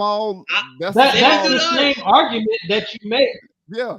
Let me do the honors. I'm so enthusiastic to explain this to you, Oscar. Hold up. Let me explain it. No, I agree with Oscar. So check this out, Oscar. If we say everything is actually predetermined, this is what scientists say. I support that. Okay, we don't have the capacity to keep track of all the things that are predetermined. We don't. Therefore, that's the illusion of free will. Okay, so if you're telling me, well, why should I vote? Because it's already predetermined that somebody gonna win the election. Once again, just like you don't know about all these high energy particles bombarding against each other, you can't keep track of them. You also don't know who's going to be the one who becomes president. You don't know. So you can help affect that by voting for the one that you like. Well, it's already predetermined what I'm going to do. Just like I'm blowing air on my face, really I'm moving particles. I affect them particles near my face. You see that? It predetermined. I can't affect all the air. So whoever's the president has already been determined 13.7 billion years ago. So it's already been determined. Correct. Based on everything that's in motion. Yes. Just like this conversation was already predetermined. There you go. Exactly. Yeah. And exactly. Oscar and Phil over the idea going out to vote, but so they can't. It's already predetermined. You don't do it. The idea that I'm not sweating it. Can't do it. They can't get over the idea that I can't. No, he going to vote because it's. I'll probably end up going to vote, but I have to do like early voting or whatnot. But I'm more focused on voting. That's a good way. It's predetermined. This way we're gonna vote. Keep going. I'm more it's predetermined that Phil going because I look at like the presidency stuff. Like I'm kind of like with them. I'd rather it be on the popular vote than it is on the electoral college. But we never gonna do anything that's really gonna try to change that. And by the time I'm 85 and 90 years old, or however it is when I pass away, it's gonna still be the same thing because we're not doing it. Like I agree with what Phil said. We're not doing it. All we do is vote and sit back. We don't do the stuff that actually really matters to try to get stuff to change. We figure voting do actually matter. Nobody said voting. Nobody said voting didn't matter, but the other stuff actually. We can see for the last however many years, 100 years, we've been voting or whatnot. Like very small things have changed. The things that really matter like that evolution haven't changed. Where they go, I can't see us changing. It sounds like a rational argument. That's real, why we still had an electoral college, but all just of to us let y'all agreeing that it's stupid. Just to let y'all know, my wife is getting her citizenship, right? Mm-hmm. She's gonna be an American citizen. Mm-hmm. I'm gonna run for public office, so eventually I might be the governor of Texas. Hey, I'll vote for you. I got you. Vote, nigga. Y'all gonna be on my cabinet. Oh, cool. Getting head in the Oval Office. I'm just saying, like that's how we're gonna make change. That's it. Phil, people are sitting right over. Like I look at it like this. Like y'all already know, I'm voting helps, but I think what Phil is saying, there's other things that we should be doing that'll probably do more than just which voting. We agree with that. Which is taking power for ourselves, correct? Yes. So there's only a couple ways you could take power for yourselves. Exactly. One is through violence. Yep. I don't want my kids to die. Right. I'm just gonna be flat out with that. You don't want to die either. I'm gonna die, but I don't want my kids. You don't want to die though. I've seen what combat zones look like. You know what I mean? I've seen with my own two eyes what a non-functional government looks like in that violence. I don't want that for my kids here. I don't think that's what Phil actually thinks about, though. We see it on Phil don't fucking realize Indisputable when every the bullet- day. Yeah, but it's different when you can When the see it bullets and start flying, Phil, and smell it for they- yourself. You know what I mean? they like- gonna hit something. There's something more And- tangential. It sinks in when it happens, you know, to you, to where it becomes more of a reality. You know what I By the mean? way, It's hold up, Shaw. there's plenty of times we was looking at And I boobies think growing I up. think it's We was looking at titties I- on porn I growing think up, but it's when we that saw it disconnect. in real life for the first time, you know what I mean? Oh, yeah. It seemed different. It's a different. How many times have I told you this, Oscar? That we didn't have conversations about how Black people need to tend to their own personal problems first, starting with the individual. That means your an individual's own problems and decisions in their life, and then as a community, as a Black community, that is the process, the most optimal process, and then we could get to the point where we help changing stuff that is outside of our community. Right. So To we be gotta honest with you, what you just said, Dave. To be honest with you, I think like that's more arguing just effective. arguing, Dave. Changing your you got that individual COVID stuff is thing, more man. effective than Not going COVID, to vote. I mean to be COVID. That's honest my with point. yeah, but I don't want you to That's have my it. point. Caesar That's did my not want point. You gotta COVID. start with the He man didn't in the want mirror. COVID to go through that, you. man. Exactly. Did you hear what he just? That's what I you have just no clue. said, Dave. What just happened? Okay, what David just said was what I was reiterating. I was like, I always think you gotta, which is even more important than voting, is you gotta clean up your community first, get organized, and then my Google telling me to shut up. Clean up your community first, organize your community, so when you go actually vote, your vote does something or whatnot. It does To me, it's an even bigger impact. yes. Us as a community, we're not organized. Well, Black community, we're not really organized. We don't really. Well, have to be honest, y'all, this is my only community that I have is with y'all. I don't have a community. Oh yeah, I don't I'm really. only community community I list. got. Yeah. Well, So I got this is me trying to organize That- my community right now. and that is the case in point. And the only person in our community Exactly. tripping right That's now the case in is point. Phil. We don't have don't a wanna vote. community. I don't really want to vote. I just go because I know I got to do more than just the other stuff. Hey, It's I like you have might as other well do reasons. everything. Mhm. We just right. Phil, come on, We man. just see. I'll leave the voting to y'all three. Y'all can vote. Leave You the should just disseminating we of should go do it together. information to the common FaceTime That each man. other. was gonna come.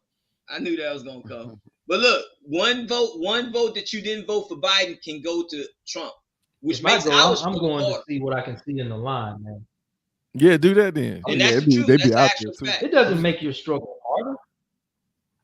No, I'm Do talking that about, then. I'm talking about one vote. You If saying don't what vote makes for the struggle Biden- harder? What do you say? He asked the question. He said, "What makes the struggle harder?" Well, yeah. Let me say this again. I think he's talking about me. I think you froze. If Nah, you I'm don't listening. vote for Biden, Phil, you make it easier for Trump to win. You understand?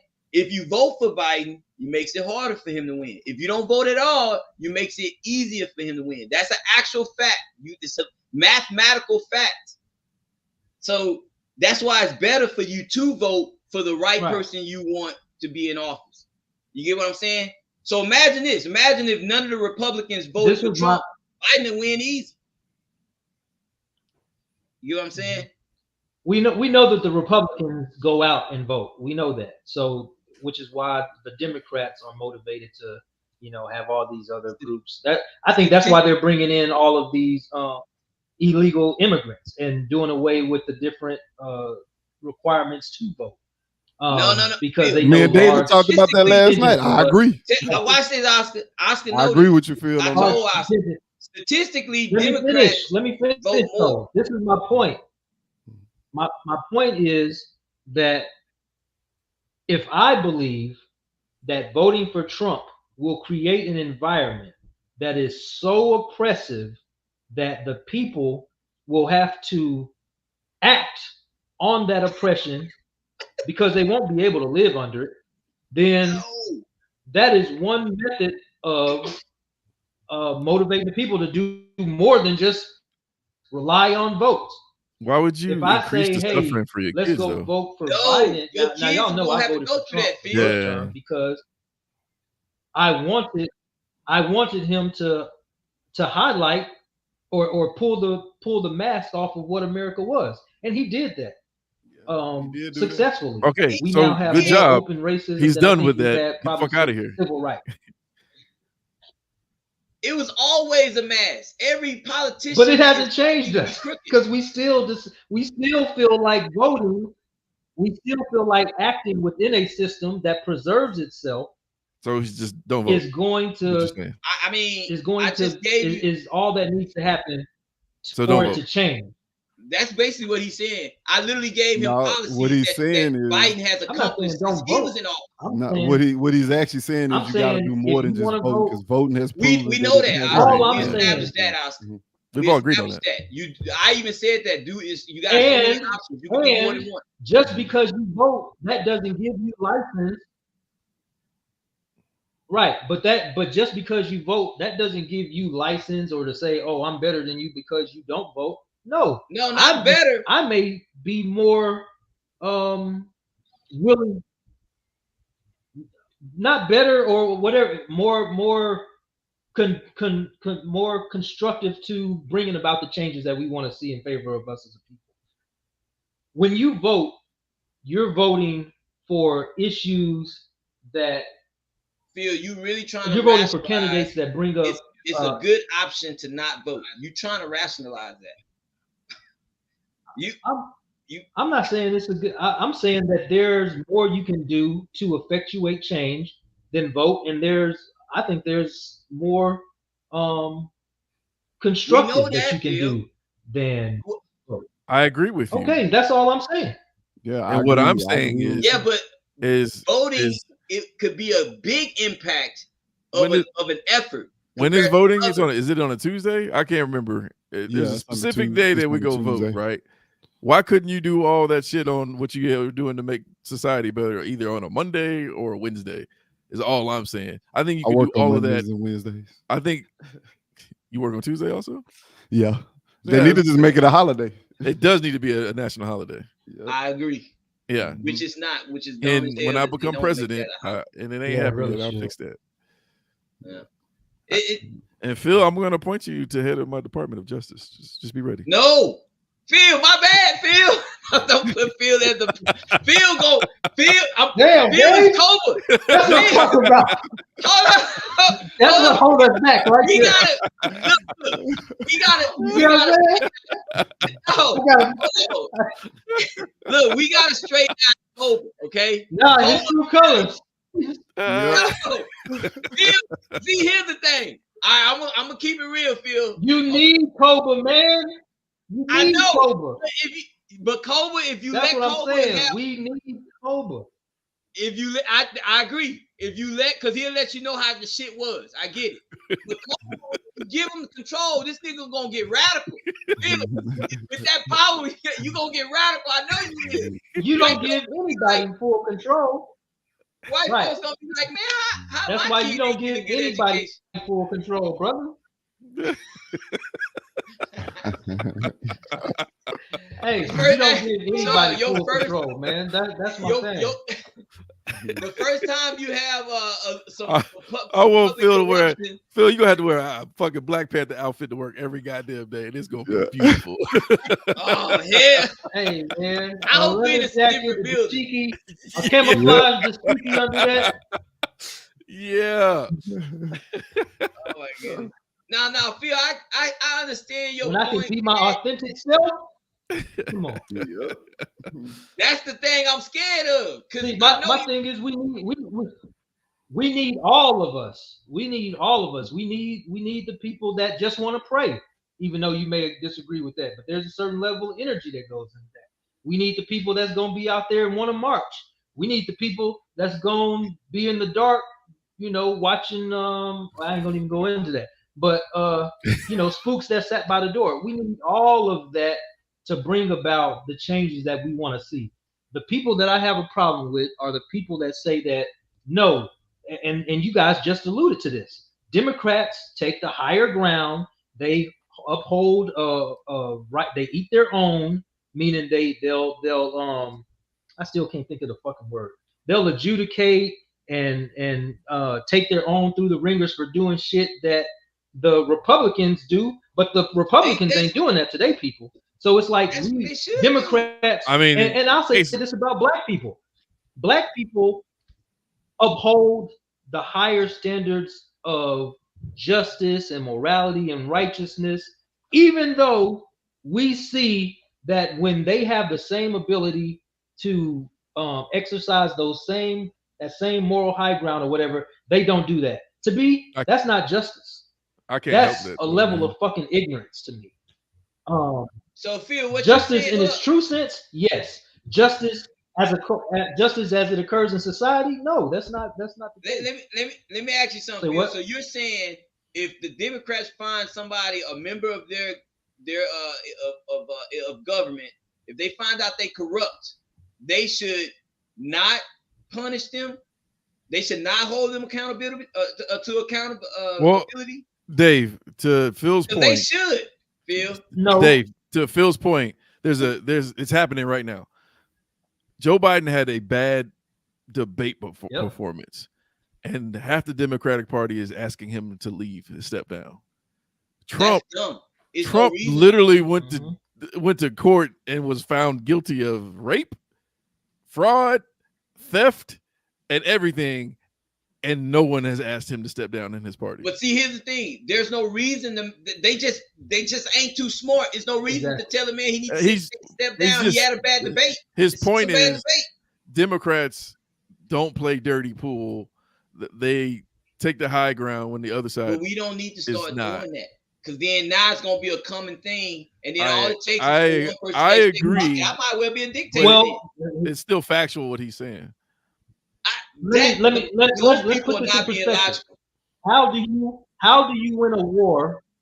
How do you win a game where one person plays by one set of rules and the other person plays by, let's say, the rules? How do you win that? We don't. Never. Phil, we're not on that level. At least in my opinion, we're not. I'm going to give you an example. Watch this, Phil. A police interaction with a citizen, and a police officer. Let's say he pulled this guy over, okay? And he tell the guy to get out the car for whatever his reasons is. The guy don't want to get out of his car. So he yanks the guy out the car for whatever the reason is. And next thing you know, the cop think the guy is reaching for something, pulls out his gun, kills the cop dead. So you know what? What is it called? Police immunity, plausible deniability or something like that. I forgot what it is. The point is, this is what police departments do right now that a lot of people are protesting. They will understand the situation, realize that the cop did something that could have been likely unlawful, and they will protect the cop. They won't fire him. They won't even punish him, and they'll let that fucking guy be a fucking unjust victim of what the cop did. So what they should do, which we all agree, that if the cop did something unlawful, he should be held accountable. So if you want to fucking believe that one logic, you got to apply that logic to the same shit in government. This is why. Hey, I'm gonna make one last point. Mm-hmm. There was a private chat. That was Phil. Oh, yeah. So I'll make one last point because we're like 2 hours and 18 minutes. Yeah, it made sense. It made sense. Mm-hmm. We've seen this before. Mm-hmm. We've seen it in history. People hate to make this comp, but it's becoming more and more realistic to me. People voted Hitler in, right? Hitler was obviously a different system than what they were going through. And it took a world war and millions of people dying before Germany became what it is now. Because I don't want to have to go through 1 million people dying. You know, I have to call me a softie, but I'm way too more empathetic to human life. That's logical. Yeah. I don't believe there's an afterlife. I think we only get this one life. I think all human life is precious because we're special. As unspecial as we are special, that we're all parts of the universe and we have consciousness, which is something that we haven't been able to discover outside of this planet. And so I don't think that we should cheerlead on having another world war, especially with the technology that we have now. This is going to be way more devastating than the last World War. I agree. It's just not a good option. Well put.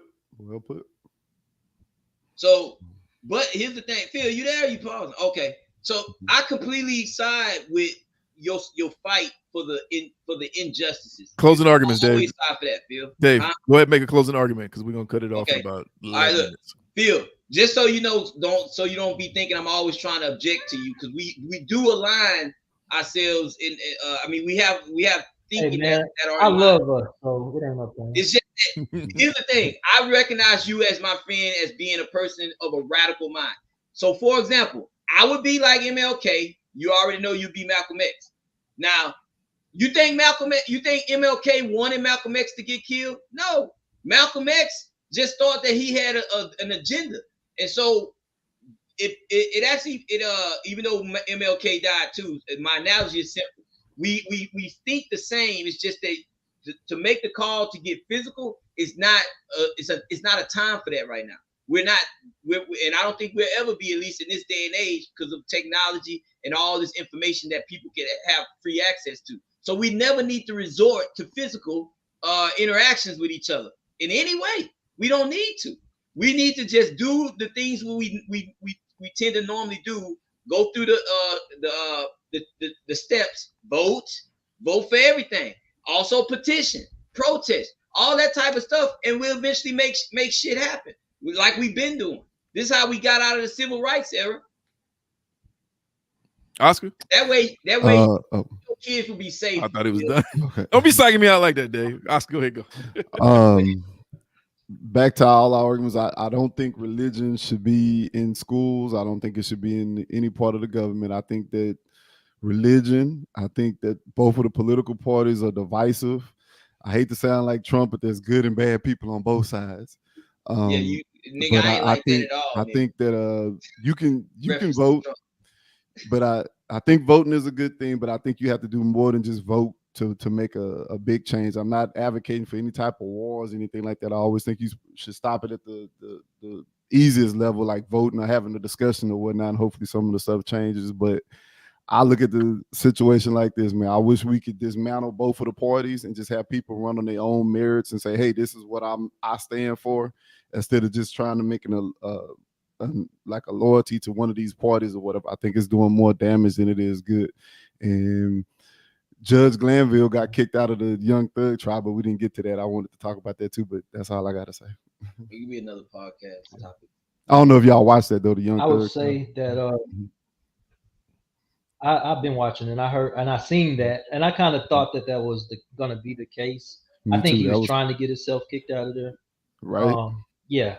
I love these conversations because I like our ability to express our points with the passion behind them. And I myself go through a number of emotional responses in listening to some divergent points, right? And I like that because, like I said, I don't have that much interactions, especially with people that can converse on this level. That said, I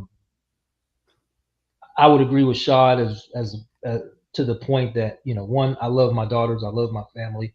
I would not want to see them go through the horrors of war. I do believe that there are other ways to effectuate a revolution, that is a changing of people's ideals and systems. I don't know why. Hold up, blood Bill. isn't you always like Malcolm X right now. I don't know why. Bloodshed isn't always. It's the lighting. You looking like Malcolm X, like a motherfucker. Oh, I'm glad you still brought that up. I almost forgot that point. When you talk about the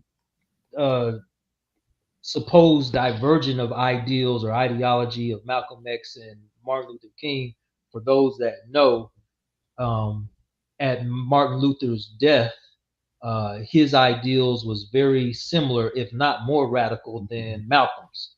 In fact, they kind of switched places towards their deaths. Malcolm died first, but you look up the interview from '68, I believe, with CBS. Martin talks about how his ideals have changed. I'll probably send you that, but I don't want. Number one thing is, yes, we don't get anywhere without looking at ourselves as a people and acknowledging our specific problems and addressing those problems first and foremost. And the whole path that we've been on as far as accepting of this people of color, all of the what do they call it? Yeah, diversity, as it's been, I think, misnomered. It has been weaponized against us getting what we want. Get him. Phil looked like he ain't have a dog in the house. Like he agreed with you. Got a gun, who got a Damn dog? right. By the way, Sean, if you ever win office and there's a Department of Education, I want to be the Secretary of Education or whatever that lead figure is. I'm not lying, y'all. Science. I wanna put- run for office. I wanna put my people in. I think we would be best taking over from the inside type shit. Yeah, You know what I mean? I'm putting science in every single classroom. I'm putting the periodic table in the lunchroom on the tables. I'm doing everything to keep people thinking about science. Because if you know enough science, you won't be believing crazy shit. And that's time people waste their time on. Whatever. So yeah, that's what I would love to be, Shad. You can put Oscar in the Department of, I guess, e-commerce. I ask Oscar wherever he want to. I think he probably want to deal with money. Yeah. I do money or I make him SecDef, Secretary of Defense.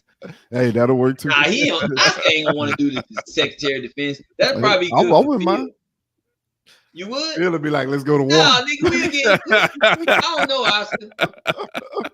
I'll try to make everything peaceful. Then if we can't make it peaceful, then we got to go to war. That's it. So NATO is all for one for all. So if Russia attacked, let's say you was the Secretary of Defense, if Russia attacked Poland, which is a NATO ally, are you down with going to war? Why did they? We have to actually. I say if they attack Poland. By treaty, we have to. Agreement. Yeah. The treaty, the agreement of NATO. Okay. If you answer me because we're obligated to, then I would say yes. But if you answer me personally, would I want to go to war? No. Don't let that nigga be Secretary of Defense. You see, we'll get slaughtered by. I mean, I'm still commander. I still be commander in chief. So. No, I think this is where listening comes in. By treaty, I would go to war. If you ask me personally, did I want to go to war? No. Yeah. So basically, what you're saying, if Russia comes and bombs Poland because Poland was doing some fuck shit or whatnot, you just be like, I don't care. I'm with Poland. We going to war. Would you help like Ukraine? Would I who?